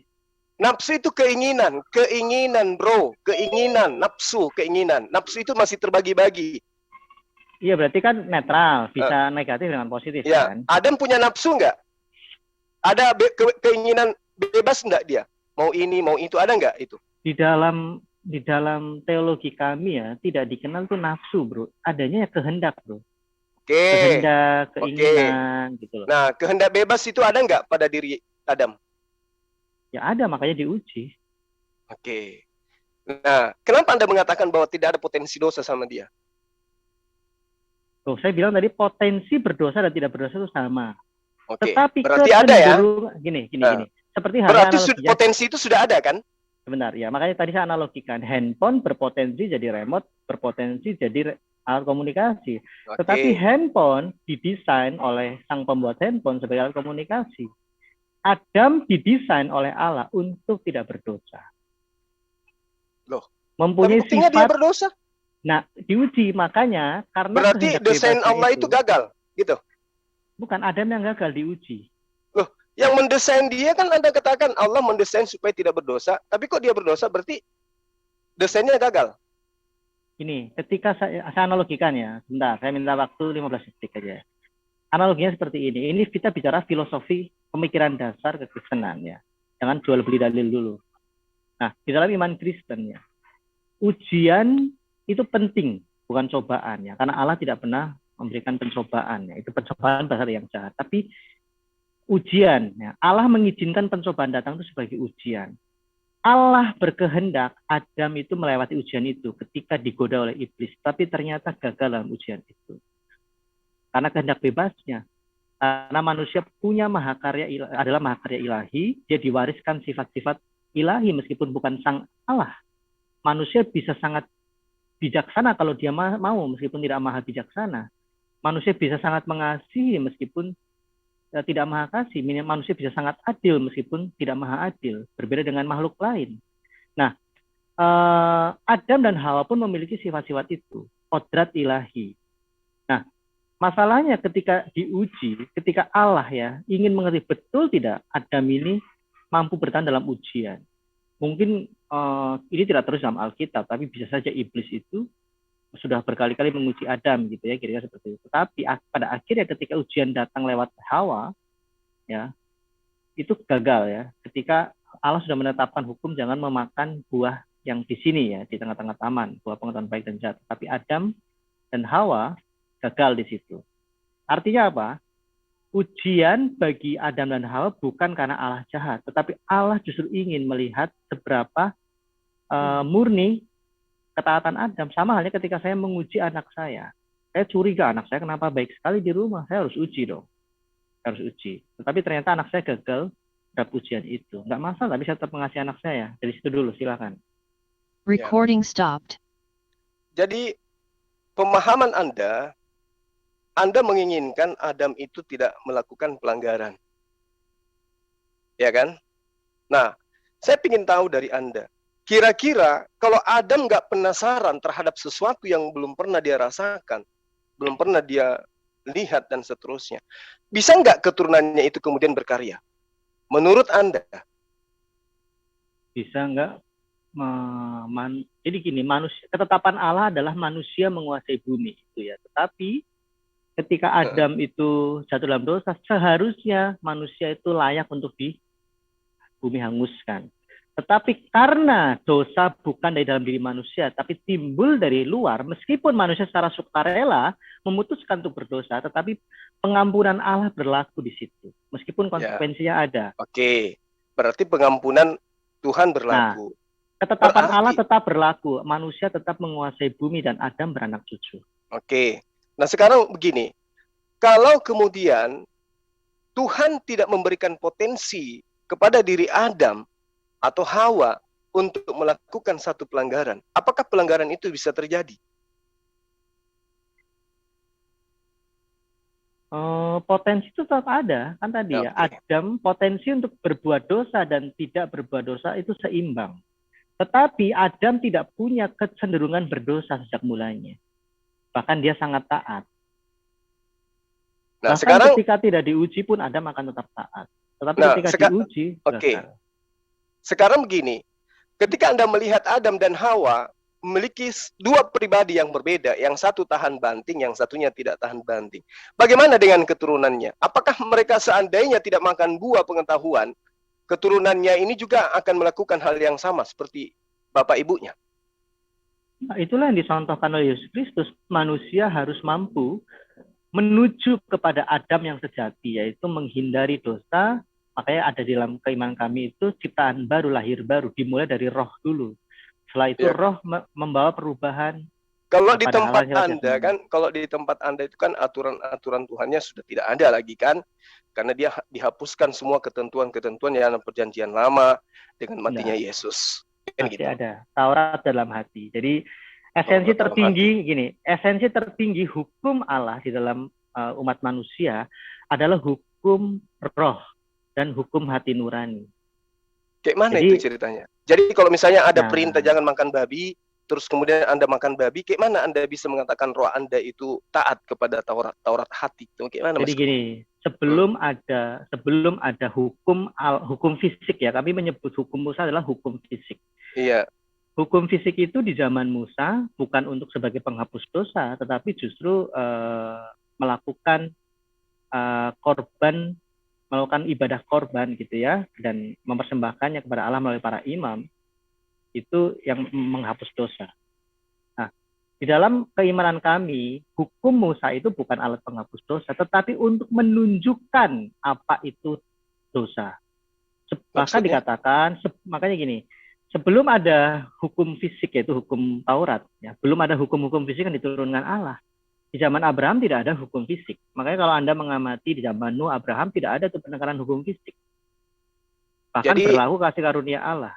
Jadi Manusia hukum fisik sebelum- ini harus dihilangkan gitu. Dikembalikan kepada esensi yang sejati. Makanya di Imamat 19 dan Ulangan itu dikatakan kasihlah Tuhan Allahmu dan kasihlah sama manusia. Yesus Kristus menegaskan itu. Esensi dari hukum fisik sebenarnya adalah untuk menunjukkan pada manusia itu apa arti dosa. Jadi maksudnya Anda semua aturan-aturan Tuhan itu harus ditiadakan supaya manusia tidak jatuh ke dalam dosa. Bukan gitu. ditiadakan, tapi kembali kepada mula-mula. Nanti saya bisa jelaskan. Saya mau jelaskan dosa waris dulu. Iya, Saya juga ada. kembali itu maksudnya kayak mana? Kalau misalnya ada aturan Anda baca seremonial surat itu Galatia. Makanya gini, nanti saya jelaskan surat Roma dan kenapa ke surat Galatia dulu? Gini, Ke hukum oke, Tuhan perkataan dulu, Yesus berupa dulu, Torah hukum itu Tuhan. kayak mana? Oke. Yohanes 3 ayat 3 ya dikatakan tidak ada seorang pun melihat kerajaan Allah jika tidak dilahirkan dalam roh, kira seperti itu ya. Percakapan Yesus dengan Nikodemus. Dan ini yang dijelaskan oleh Rasul Paulus. Apa yang Nggak, dimaksud dengan intinya aja aturan Tuhannya yang harus dihapuskan gitu. bukan aturan, tapi yang penting adalah Taurat yang ditulis dalam roh hati manusia seperti semula zaman Adam. Di zaman Adam tidak ada hukum Taurat. Tapi Adam mampu bertindak benar. Itu menunjukkan Loh, di itu dalam ada hati perintah fisik jangan engkau makan. Tuh, untuk kejahatan moral Ya, itu kan tidak perintahnya kan jelas. Jangan engkau makan. Ketika dia impian, makan, bro. maka dia jatuh ke dalam dosa. Kan gitu ya? Bentar dulu begini. Anda Jadi tidak paham maunya hukum fisik Anda sebentar. jangan ada perintah, jangan makan kan Bukan gitu. ada perintah. Sebelum ada perintah itu, Adam sudah hidup ya, dan Adam tidak berdosa. Artinya ada hukum di dalam diri Adam, sehingga Adam mampu untuk tidak berdosa. Kan itu sudah jelas. Artinya sekiranya tidak ada aturan Tuhannya, Adam tidak mungkin jatuh ke dalam pelanggaran, kan gitu. Kan kenyataannya memang sebelum ada perintah berarti itu. agama di Anda dalam- menginginkan tidak adanya aturan, kan gitu ya? Bukan, kembali ke esensi mula-mula hukum di dalam hati Adam, sehingga Adam mampu bertindak sesuai dengan apa yang ada dalam dirinya, yang Allah wariskan kepada Adam. Di zaman Adam itu tidak ada hukum fisik. Misalnya begini, misalnya hukum fisik. Itu buktinya hukum fisik itu jangan makan buah. Kan sebelum diberikan itu Adam sudah hidup. Adam mampu untuk hidup tidak berdosa. Betul. Makanya saya katakan Anda menginginkan manusia hidup ini nggak perlu ada aturan. Bukan saya menginginkan, Adam mampu hidup teratur, Adam mampu tidak berdosa tanpa diberikan hukum fisik. Nah itu dia, itu maksud saya. Anda menginginkan tidak usah lagi ada aturan fisik supaya manusia nggak jatuh ke dalam dosa, kan itu yang Anda inginkan. Bukan yang Anda inginkan, itu yang Allah inginkan. Manusia mampu menggunakan hatinya. Buktinya Allah memberikan aturan-aturan. Gini bro, Ya, gini. kalau keinginan Tuhan memberikan aturan, jangan makan, jangan minum, Jadi jangan ini, jangan itu. Sorry ya, saya kasih kritik sebentar ya, atau masukan. Ketika Anda melontarkan hal seperti ini, itu kadang blunder loh untuk keimanan Anda. Karena di zaman Adam kan belum ada syariat Islam kan, belum ada Quran juga. Loh, gimana ceritanya? Adam ketika dia di surga, itu ada aturan main yang dibuat oleh Tuhan. Jangan engkau makan buah. Karena adanya perintah itu, maka Adam jatuh ke dalam dosa. Sekiranya tidak ada perintah, maka Adam mau makan, Adam mau tidak makan, tidak akan jatuh ke dalam dosa. Gini. Betul atau tidak? Oke ya, gini. Betul nggak? Sebentar ya. Yang menyebabkan Adam berdosa bukan perintah itu, tetapi karena Adam memilih untuk tidak taat. Jadi jangan salahkan perintahnya, tapi Adamnya. Lalu kalau demikian adanya, kenapa Yesus harus mati di atas tiang salib menebus dosa itu semua? Kenapa? Gini bro, kalau Anda kenapa harus menghilangkan hukum Torah dengan matinya Yesus? Gini. Kalau Guru Ndazuma ya berkenan, saya akan kirimkan buku teologi sistematika supaya Anda tahu sistematikanya. Ya, jelaskan aja. Ya makanya kan gini Adam tadinya tidak berdosa. Ketika ada aturan. Jangan dulu ke Yesus gini. Ketika ada aturan, aturan itu menjadi sengat maut, kata Paulus. Sehingga jangan engkau makan buah menjadi satu yang menghalangi dia dan membayang-bayangi hidupnya nggak bebas. Dia cobalah melakukan itu, langgar dia, jatuh ke dalam dosa. Tuhan marah, Tuhan murka sama dia. Andai saja aturan main Tuhan terhadap dia dan istrinya nggak ada, maka sudah otomatis kemudian Adam akan selamanya tidak melakukan sesuatu yang menjadi pelanggaran. Kenapa? Tidak ada aturan main. Sama Anda lagi jelaskan Alkitab atau Quran, saya bingung. Anda kasih disclaimer dulu, Anda sedang menjelaskan versi mana nih? Versi kitab Anda, versi iman Anda. Ya. Itu kan begitu. Ya, lanjutkan. Saya ingin tahu, terangkan. Nah, analoginya sederhana. Kristen itu menginginkan negara Indonesia ini nggak usah ada undang-undang. Supaya manusia tidak perlu lagi ada pelanggaran. Rambu-rambu lalu lintas hapus semua. Supaya tidak ada lagi pelanggaran. Kan itu. Sehingga di dalam iman Anda, hukum Torah yang merupakan ketetapan Tuhan kepada Bani Israel, itu harus ada yang menembusnya di atas tiang salib. Supaya tidak lagi terikat dengan aturan itu. Menjatuhkan kemudian diri kepada hukum kasih. Tak ada lagi seremonial. Kan itu yang Anda inginkan dan itu yang Anda anut saat sekarang. Bukan. Salah.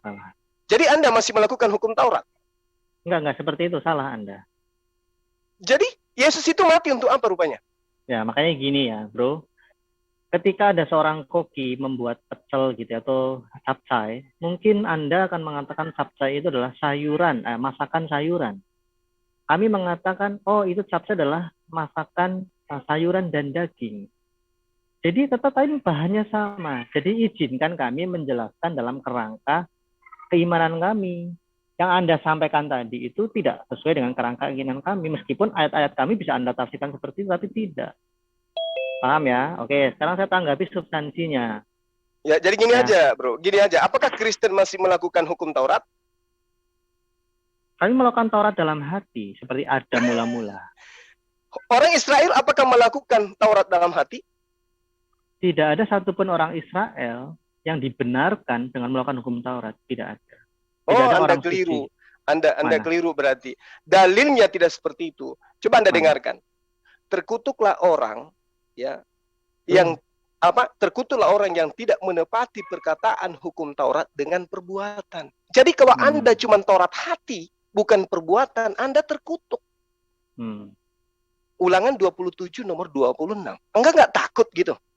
Nah, justru itu yang kami sampaikan, bro. Nah, karena itulah hukum Tauratnya harus kalian hilangkan. Supaya kalian tidak lagi masuk ke dalam kutuk. Saya ingin tanya. Makanya Yesus mati terkutuk. Kan gitu. Ya, silakan Anda hujat. Jadi gini ya. Kok hujat? Benar nggak Yesus mati terkutuk? Dia menanggung kutuk manusia yang tepat. Nah, dengan cara apa? Dengan cara apa, Pak? Teruskan dalilnya. Dia mau bahas apa sih? Sebentar satu ditanggapi. Kayak jadi orang bingung gimana sih? Bukan orang bingung. Yesus itu mati dengan cara apa di atas tiang salib? Anda mau dengan cara terkutuk. Anda mau hina-hina hujat. Loh, kok hina? Justru saya katakan tadi, kami menjelaskan Isa Al-Masih adalah nabi yang mulia. Di kitab Anda, Yesus Kristus adalah manusia terhina, terkutuk. Ya sudah, nggak apa-apa. Saya jelaskan dulu dari zaman Adam. Nah, jangan bilang saya menghina gitu loh. Anda di sini mau monolog atau dialog? Nah, kan kita dialog dari tadi. Orang juga dengar kok. Saya belum mendengarkan dari zaman Adam kok bisa lari ke Yesus dulu gimana? Iya, kan saya sudah jelaskan. Anda mengatakan Anda penganut Taurat, tapi Taurat batin. Sementara pemilik Taurat mengajarkan, Nabi Musa mengatakan, terkutuklah orang, terkutuklah. Sebentar, saya tanya. Berarti Anda merasa bisa menjelaskan ya keimanan Kristen? Oh ya, pasti. Anda tinggal sanggah nanti. Sekarang saya tanya, ya.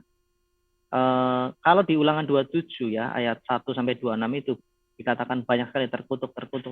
Ya, terkutuk. Ya, terus. Bahkan di Yakobus itu dikatakan jika tidak melakukan satu perintah, maka semuanya gugur. Nah, itu ajaran siapa? Bangsa Israel. Yakobus orang Israel saat itu. Oke, orang Israel. Nah, sekarang Yesus minta supaya waspada kepada siapa? Loh, kok saya lagi nanya kok Anda nanya? Enggak, Anda kan membawa Yakobus, Anda katakan orang Israel. Sebentar. Sekarang begini. Anda maunya monolog. Jadi gini, bro. percuma ya Anda melakukan seperti ini. Saya yakin Islam tidak seperti ini. Dialog yang baik ya. Ketika Anda membahas iman Kristen, beri kesempatan kami menjelaskan. Tapi karena Anda mengklaim Oke. Anda bisa menjelaskan, ya kami Oke. bertanya. Saya kasih kepada Anda Ulangan 27 nomor 6.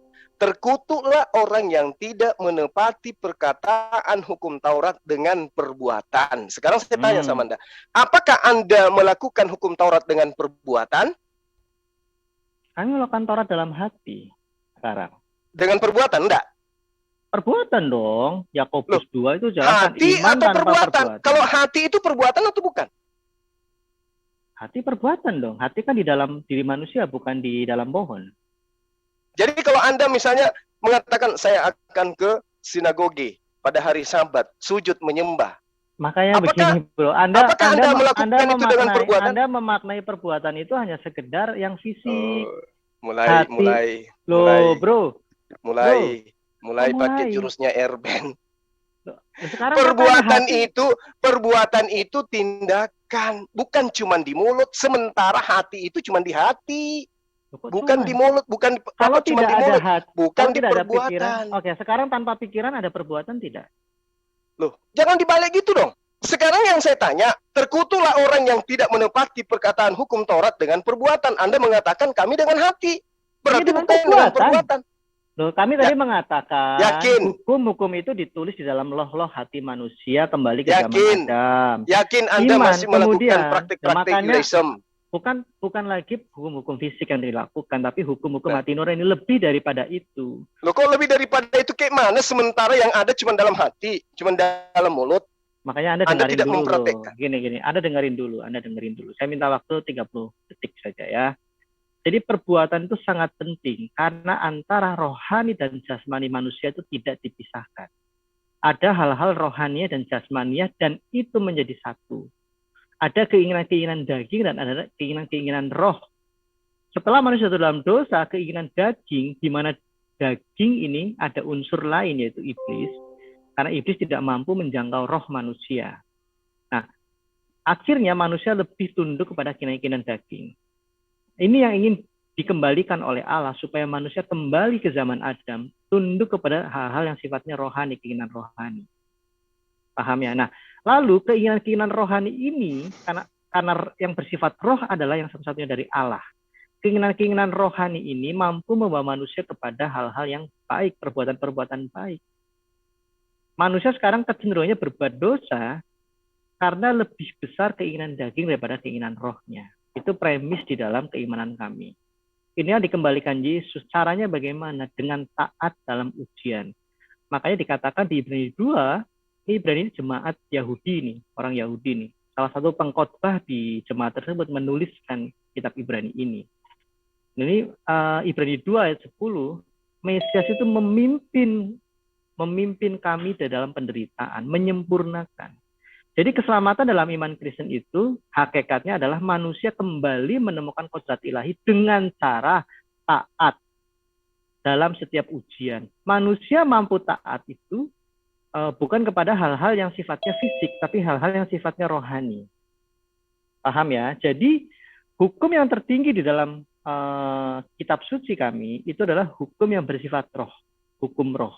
Seperti zaman Adam mula-mula, manusia mampu bertindak baik dengan mendengarkan hati nuraninya, dan hati nurani ini dipimpin oleh rohnya, bukan lagi dipimpin oleh keinginan-keinginan daging seperti yang diingini iblis.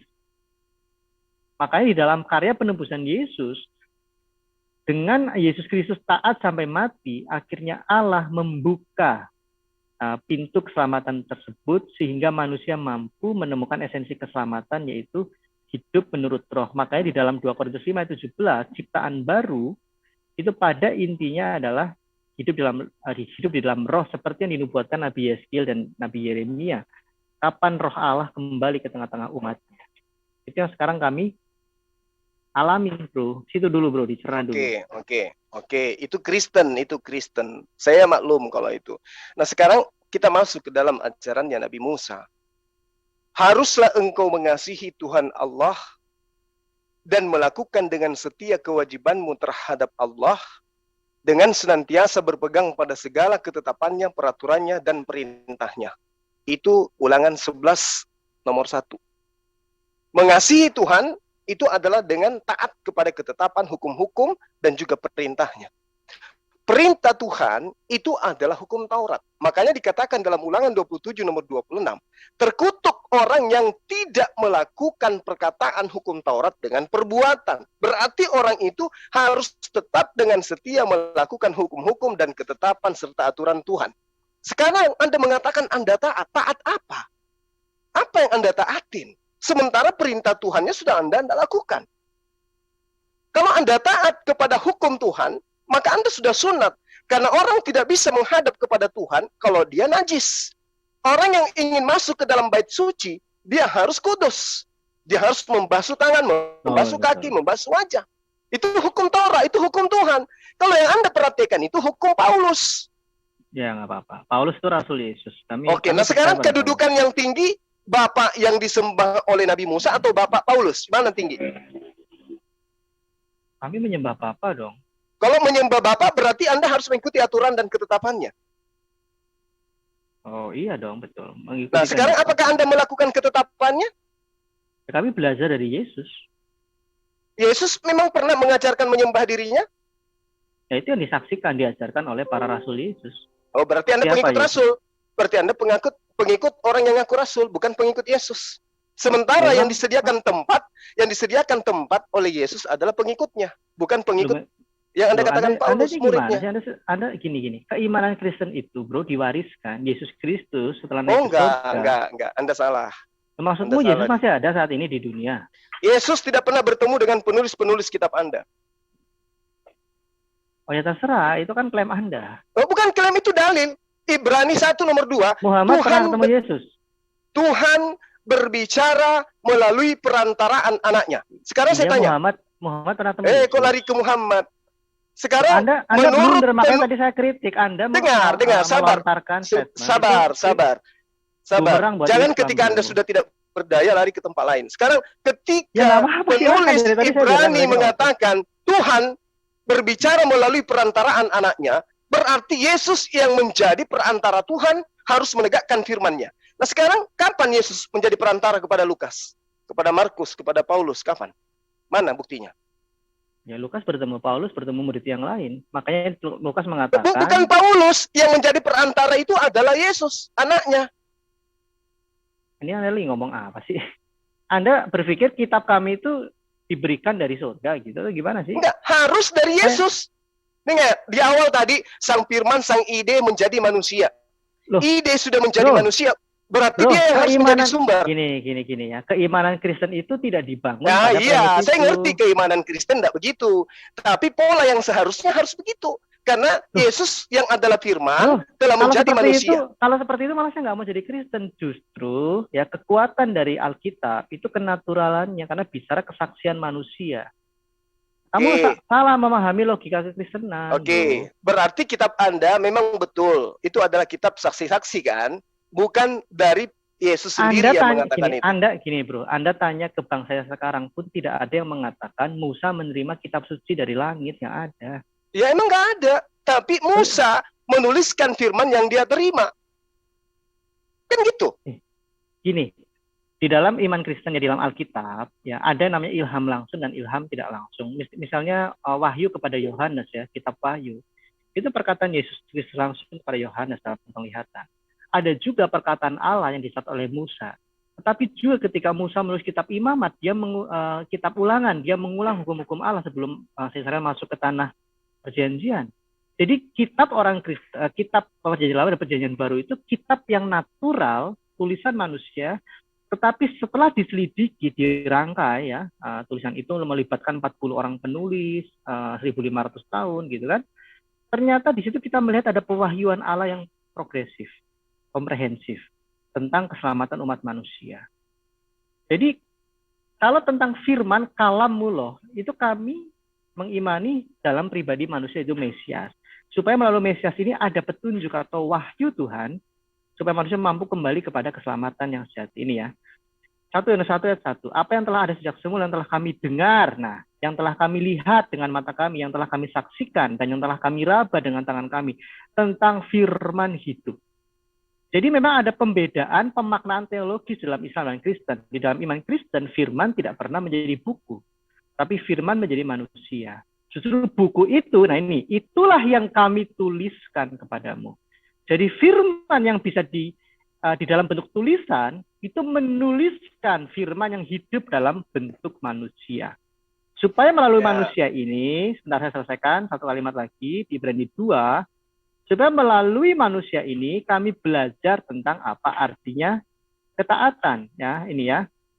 Sebab memang sesuai dengan keadaan Allah yang baginya dan olehnya segala sesuatu dijadikan, yaitu Allah yang membawa banyak orang kepada kemuliaan juga, nah ini menyempurnakan Yesus yang memimpin mereka pada keselamatan. Inilah yang kami pegang. Di Ibrani 4 dikatakan Yesus sebagai imam besar agung kami. Bahkan dia merasakan kelemahan-kelemahan kami karena dia manusia sejati. Jadi esensi dari firman itu bukan diberikan oleh Allah dalam bentuk kitab, tidak pernah, tapi dalam bentuk manusia. Ya, tapi kan tadi sang firmannya sudah jadi manusia kan? Kalau Anda baca bahasa aslinya ya, saya juga tidak ahli, itu di dalam daging. Makanya di Yohanes 1:18 tidak seorang pun melihat Allah. Jadi jangan mengkontradiksikan ayat Yohanes 1:14 dan Yohanes 1:18. Jadi harus utuh. Makanya dikatakan tidak seorang pun yang melihat Allah, tetapi anak tunggal. Anak tunggal itu adalah istilah teologis mengacu kepada firman-Nya yang tunggal, karena Allah itu tunggal. Iya kan, firman-Nya tadi sudah jadi manusia. Berarti ide gagasan harus dari Yesus, kan gitu. Gini, sementara firman menjadi manusia gini, Bro. Jadi ketika membahas Yesus itu bahas tentang keekonomian atau ketata layanan diri Allah untuk tujuan keselamatan. Bukan untuk ontologis. Ontologis maksudnya ini menjelaskan kehakikatan, tidak. Yesus Kristus tidak sedang menjelaskan kehakikatan Allah yang bersifat roh, yang tidak berwujud. Firman itu bersifat roh. Ketika teman-teman memaknai Yohanes 1, itu dibaca dengan tuntas Yohanes pasal-pasal berikutnya. Itu bicara tentang inkarnasi. Firman menjadi manusia untuk tujuan keselamatan. Teman-teman Kristen juga harus sering, saya juga sering kadang mengkritik teman-teman ya, juga. kan untuk menyelamatkan. Artinya Yesuslah yang menjadi sumber firman, kan gitu. Kan dia sudah menjadi manusia dan dia adalah sang firman. Sementara Yesus mengatakan bahwa dia tidak berkata-kata dari dirinya sendiri. Iya, sementara Lukas, Yohanes, Markus, Paulus bisa mendapatkan tulisan setebal itu dari mana? Gini ya, Bro ya. Ini kamu Anda dengarkan, Bro. Yesus itu kemanusiaannya berawal, makanya disebut anak manusia. Mesias itu anak manusia, keturunan Daud bahkan. Makanya Lukas 1 ayat 42 disebut buah rahim Maria.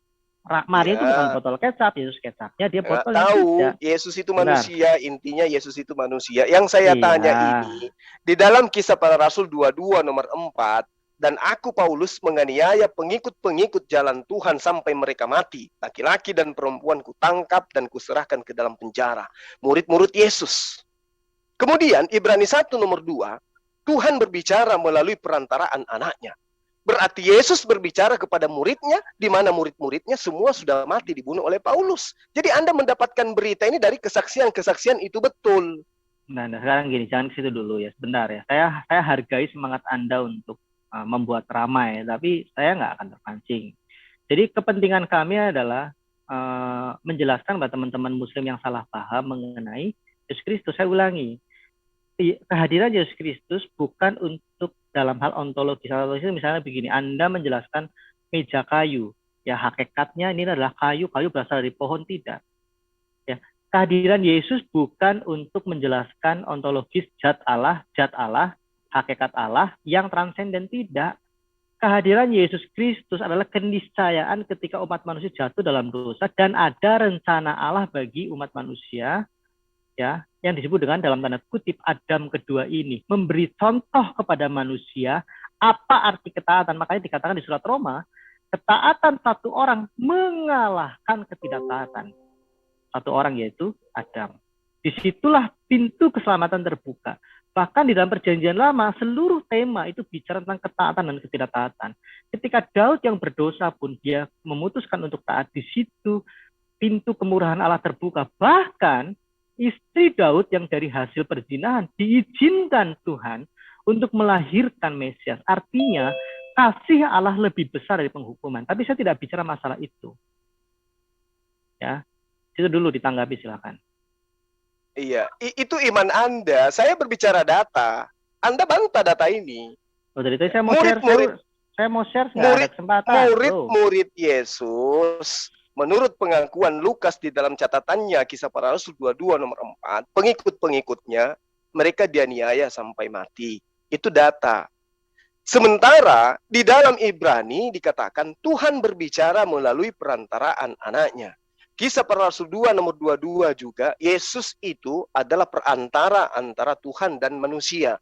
Berarti segala aspek yang dituangkan di dalam ajarannya Yesus harus bersumber dari Yesus. Sementara penulis-penulis kitab Anda tidak pernah bertemu dengan Yesus. Dari mana mereka mendapatkan ilmu kemudian untuk dicatat sebagai kitab? Sementara pengakuan penulis Ibrani, Tuhan berbicara melalui perantaraan Yesus. Berarti Yesus yang harus berbicara kepada mereka. Atau Anda ingin mengakui bahwa kitab Anda bukan firman Tuhan? Ini kalau firman itu, Tuhan, kalau firman Tuhan berarti Yesuslah yang menjadi sumber tulisan.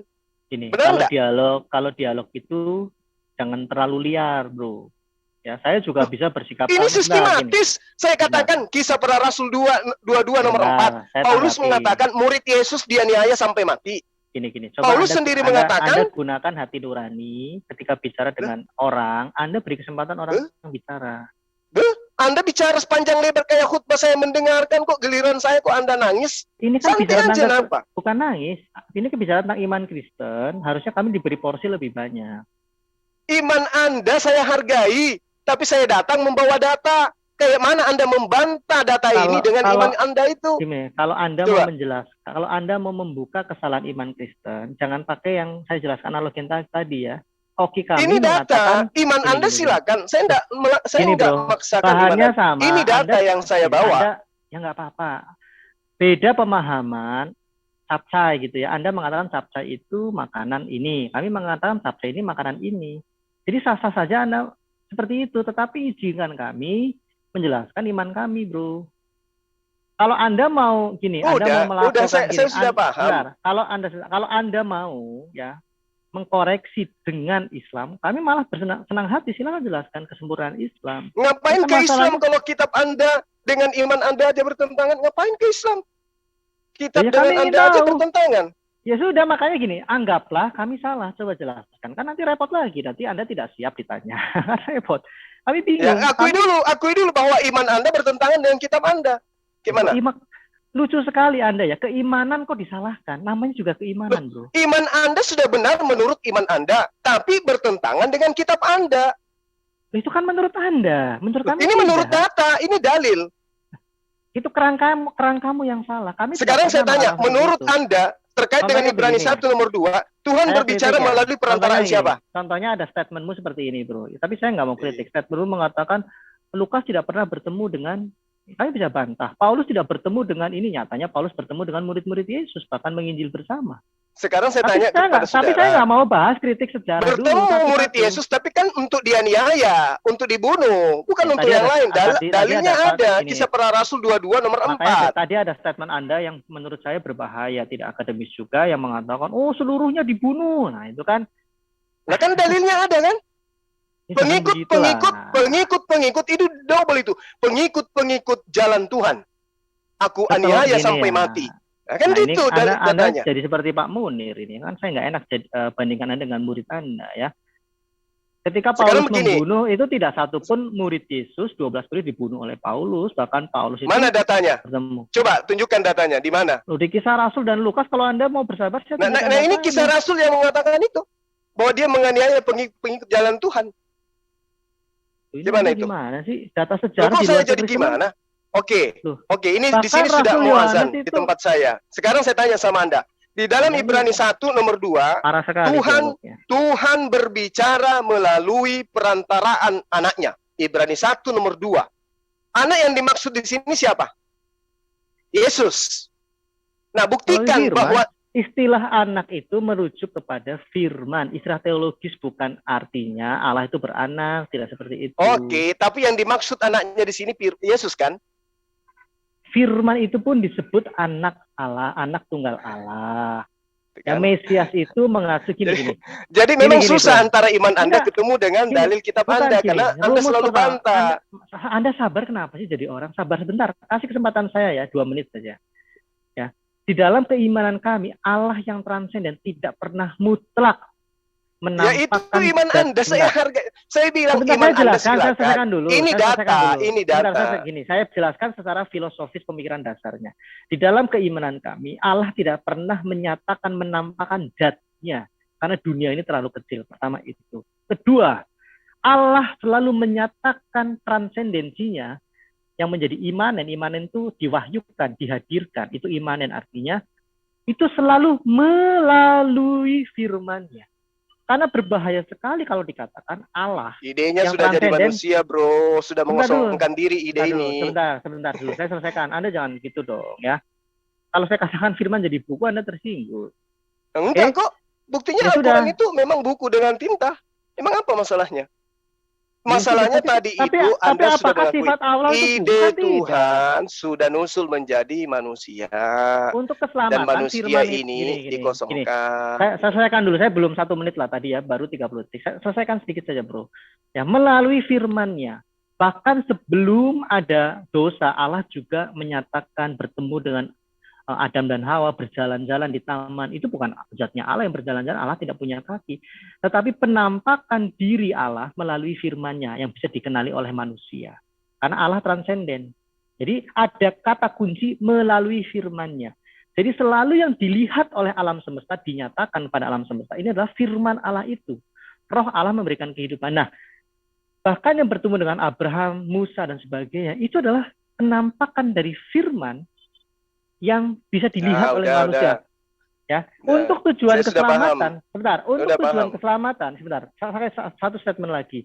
Untuk tujuan keselamatan, firman Allah ini juga dinyatakan melalui Mesias yang dijanjikan. Mesias itu imam, nabi, dan raja. Torah. Itu betul. Ini itu dulu, jangan situ dulu ya. Jadi kamu paham, Yesus ini Kristus terakhir dari saya, bukan untuk 1 menit menyatakan di sini zat udah Allah. azan. Silakan. Sebelum saya pamit, saya hanya ingin mengatakan gini. Ide Tuhan berbeda dengan ketika menjadi matahari. Ide Tuhan embulat menjadi manusia, mengosongkan diri. Setelah dia menjadi manusia, dikatakan oleh Paulus di dalam surah Ibrani 1 nomor 2, Tuhan berbicara melalui perantaraan Yesus, anaknya. Terserah Anda mau mengatakan anaknya adalah firman, terserah. Yang jelas yang dimaksud di sini adalah Yesus. Yesuslah yang melakukan penyampaian pernyataan tentang Sang Bapa kepada Bani Israel melalui anaknya. Nah, kalau tulisan kitab Anda itu melalui Yesus, Anda harus bisa menunjukkan bukti bahwa Yesus pernah mengajar Lukas, Markus, Matius, Paulus. Selama Anda tidak bisa menunjukkan itu, maka saya katakan antara murid Yesus sudah teraniaya lebih dulu, baru kemudian pengarang penulis-penulis kitab Anda itu bukanlah murid Yesus. Itu kesimpulan dari saya. Sehingga kesimpang siuran yang terjadi antara Kristen imannya dan kitabnya itu ada, nyata di depan mata. Silakan Anda luruskan itu. Saya pamit. Terima kasih atas kesempatan yang diberikan kepada saya. Insya Allah lain kali saya akan datang lagi di tempat saudara. Ya, kata-kata yang saya lontarkan yang tidak mengenakan, saya minta maaf, saya mohon dimaafkan. Begitupun sebaliknya. Saya pamit. Ya, saya pamit. Assalamualaikum warahmatullahi wabarakatuh. Semangat sore. Oke. Thank you. Saya minta waktu untuk menanggapi ya. Jadi begini dari saya sebagai barusan lawan debatnya Pak Zuma, saya minta maaf ke teman-teman tadi Kristen yang sudah sempat sebelum saya Pak Erben Nadirion, saya harus interrupt. Maaf gitu karena saya bersemangat sekali untuk dialog dengan Pak Zuma. Jadi saya tutup ya closing statement saya untuk Pak Zuma ya.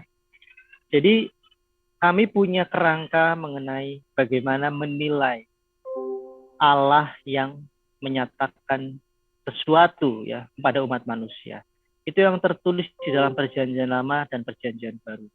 Pernyataan Allah kepada umat manusia, tema besar yang tertulis dalam kitab suci kami adalah tentang keselamatan. Nah, keselamatan itu kalau bicara secara detail teknis itu nanti ada yang disebut dengan perjanjian. Makanya ada teologi perjanjian, ada tentang teologi kerajaan Allah sebagai gambaran dari surga itu. Dan ada tentang banyak hal ya, tentang penciptaan, tentang kemanusiaan, bahkan tentang keselamatan. Nah, makanya disebut dengan perjanjian kitab suci kami, karena itu tentang perjanjian, bukan perjanjian jual beli motor, tapi perjanjian tentang keselamatan. Nah, kami, logika kami, keimanan kami sudah terbentuk seperti itu. Ketika Anda memiliki bentuk lain, memahami keimanan, memahami yang ada di dalam kitab suci kami, silahkan. Ya, tapi menurut saya kalau Anda memaksakan itu, saya jahat sekali menurut saya ya. Sama halnya tadi saya analogikan, ketika ada seorang koki membuat, oh ini makanan saya sebut misalnya empek-empek kapal selam gitu. Tapi Anda protes, oh bukan, itu bukan empek-empek, itu adalah ikan goreng, bentuknya panjang, nggak masalah.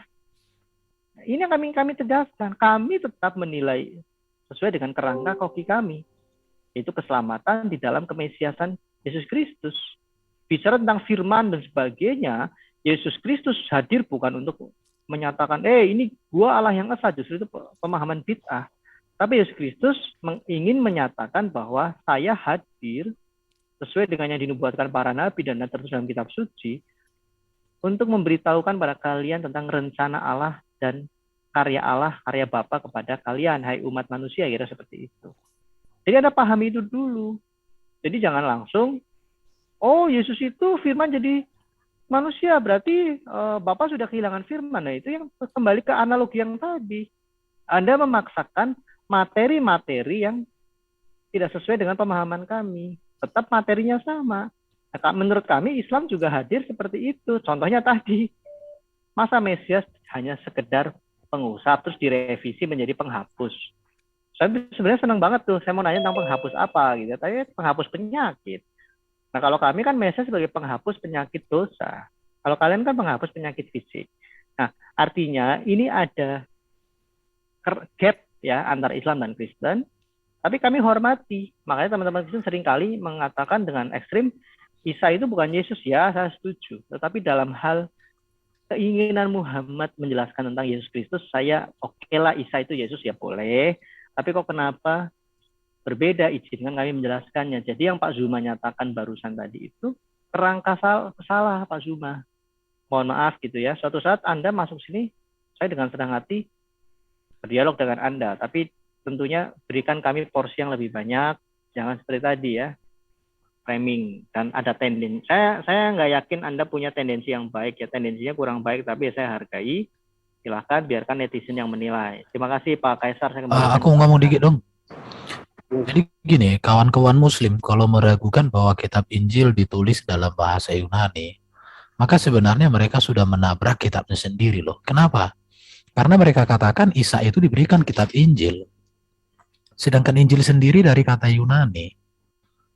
Jadi mereka ini sebenarnya menabuk muka sendiri, cuma nggak pernah sadar. Itu aja, menabuk muka sendiri tapi nggak pernah sadar. Kalau saya pakai bahasa kasarnya, mengencingi kitabnya sendiri mereka. Iya, blunder.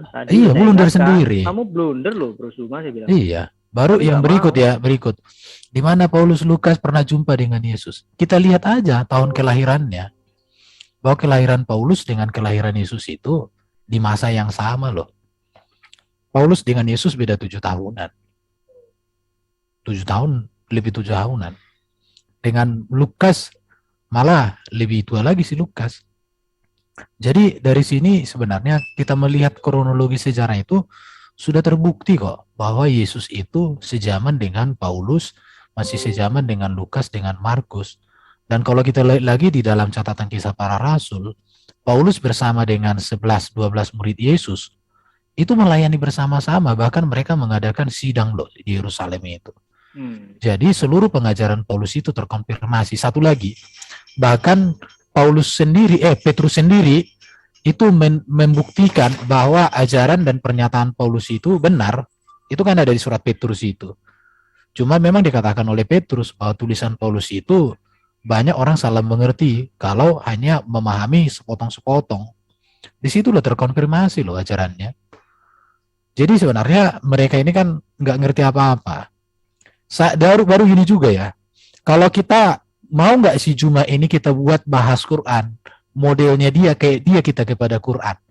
Saya jamin itu Quran hancur itu. Iya. Hancur loh. Dianya hancur semua, runtuh. Tanya apa-apa. Pokoknya dihajar terus gitu kayak dia. Saya yakin dia pasti langsung di-mute kita dan ditendang keluar. Dijamin. Saya yakin itu. Ditendang keluar loh kita. Orang kita masih jawab baik-baik aja semua dengan data. Mereka udah ketakutan kok. Apalagi kalau kita menyerang habis. Nggak ada maki-maki, hanya menyerang aja dengan data-data. Tanya ini, tanya ini, tanya ini. Aku tanya sampai sekarang aja, jelaskan dulu sunat dari Quran, nggak ada. Jelaskan istri para nabi dalam Quran, nggak ada.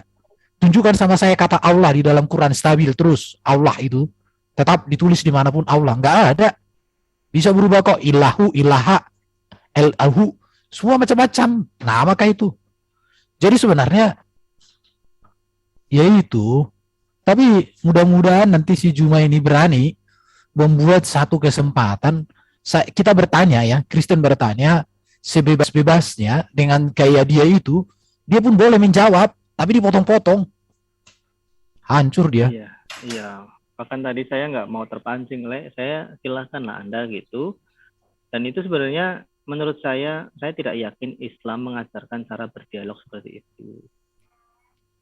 Menurut saya ya, saya masih positif thinking. Ini ada bidadari surga ini siapa sih ini? Ayo dialog. Enggak, itu Bu Yudi kali. Enggak, tadi ada si Abdullah Talagi itu siapa? Itu di private chat saya, kamu kok nafsir nggak ngasih data loh. Saya udah 2 kali mau share presentasi. Zuma tidak mengizinkan saya untuk share. Lalu mau bicara apa? Makanya saya bicara kalau yang waktunya singkat, bicara secara filosofis. Filosofis itu pemikiran dasar, ide dasar. Bicara tentang capcay itu makanan sayur mayur, bukan capcay itu makanan manis gitu.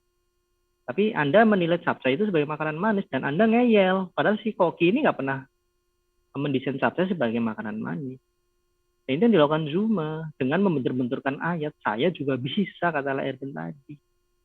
Tapi saya makasih tadi kalau Zuma memberikan kesempatan ke saya. Itu artinya kekristenan mampu menjelaskan keimanannya meskipun di framing sedemikian rupa. Pertanyaan sebaliknya, mampukah Zuma menjelaskan keimanannya dengan baik dalam konteks yang menyeberang kepada kekristenan? Contohnya tentang Al-Masih. Baru ditanya beberapa hal sudah tidak mampu jawab. Tapi apakah kami menertawakan? Awalnya iya, tapi kami kasihan. Oh begini amat ya kemampuannya dia menjelaskan. Itu loh. Repot kalau kayak gitu. Katanya menyempurnakan, katanya menyucikan penutup, mampu menjelaskan. Nah, tapi nyatanya kan tidak mampu menjelaskan. Ditanya tentang misalnya begini ya, mengapa Ibrahim disebut Bapak Al-Mu'minun, Bapak orang beriman? Saya yakin dia tidak mau menjelaskan. Tetapi kami orang Kristen mampu menjelaskan. Kenapa Abraham disebut Bapak orang beriman? Kemudian perjanjian antara Allah, di Islam juga disinggung tentang perjanjian Allah di dalam Taurat. Tapi Islam tidak mampu menjelaskan itu. Ya versi Zuma lah ya, mungkin Islam, Muslim yang lain mampu. Jadi gitu Pak Erod, sebenarnya banyak topik-topik yang sepertinya dulu Muhammad hadir ingin menjelaskan tapi tidak. Ya saya nggak mengatakan tidak mampu atau belum mampu atau apa kata yang tepat. Kami mampu menjelaskan. Ada itu loh di Islam itu ada Ibrahim itu bapak orang beriman. Tapi yang dijelaskan kan hal yang sifatnya sunat, korban. Tapi tidak menjelaskan iman Abraham. Perjanjian Allah kepada Musa misalnya. Atau hukum Taurat. Anda tidak mampu menjelaskan esensi dari hukum Taurat. Kan repot kok seperti ini. Gap-nya terlalu tinggi, terlalu lebar. Ini yang sering saya katakan. Ada ketidaksinambungan antara pewahyuan Islam dan kepada kami. Kalau kami melalui perjanjian baru sebagai eksegesi para rasul mampu menjelaskan kesinambungannya. Kami tidak terus mengatakan, oh kita suci orang Yahudi salah, oh palsu. Enggak, kami menjelaskan Musa, menjelaskan Abraham. Itu tentu dalam perjanjian baru. Itu. Makasih.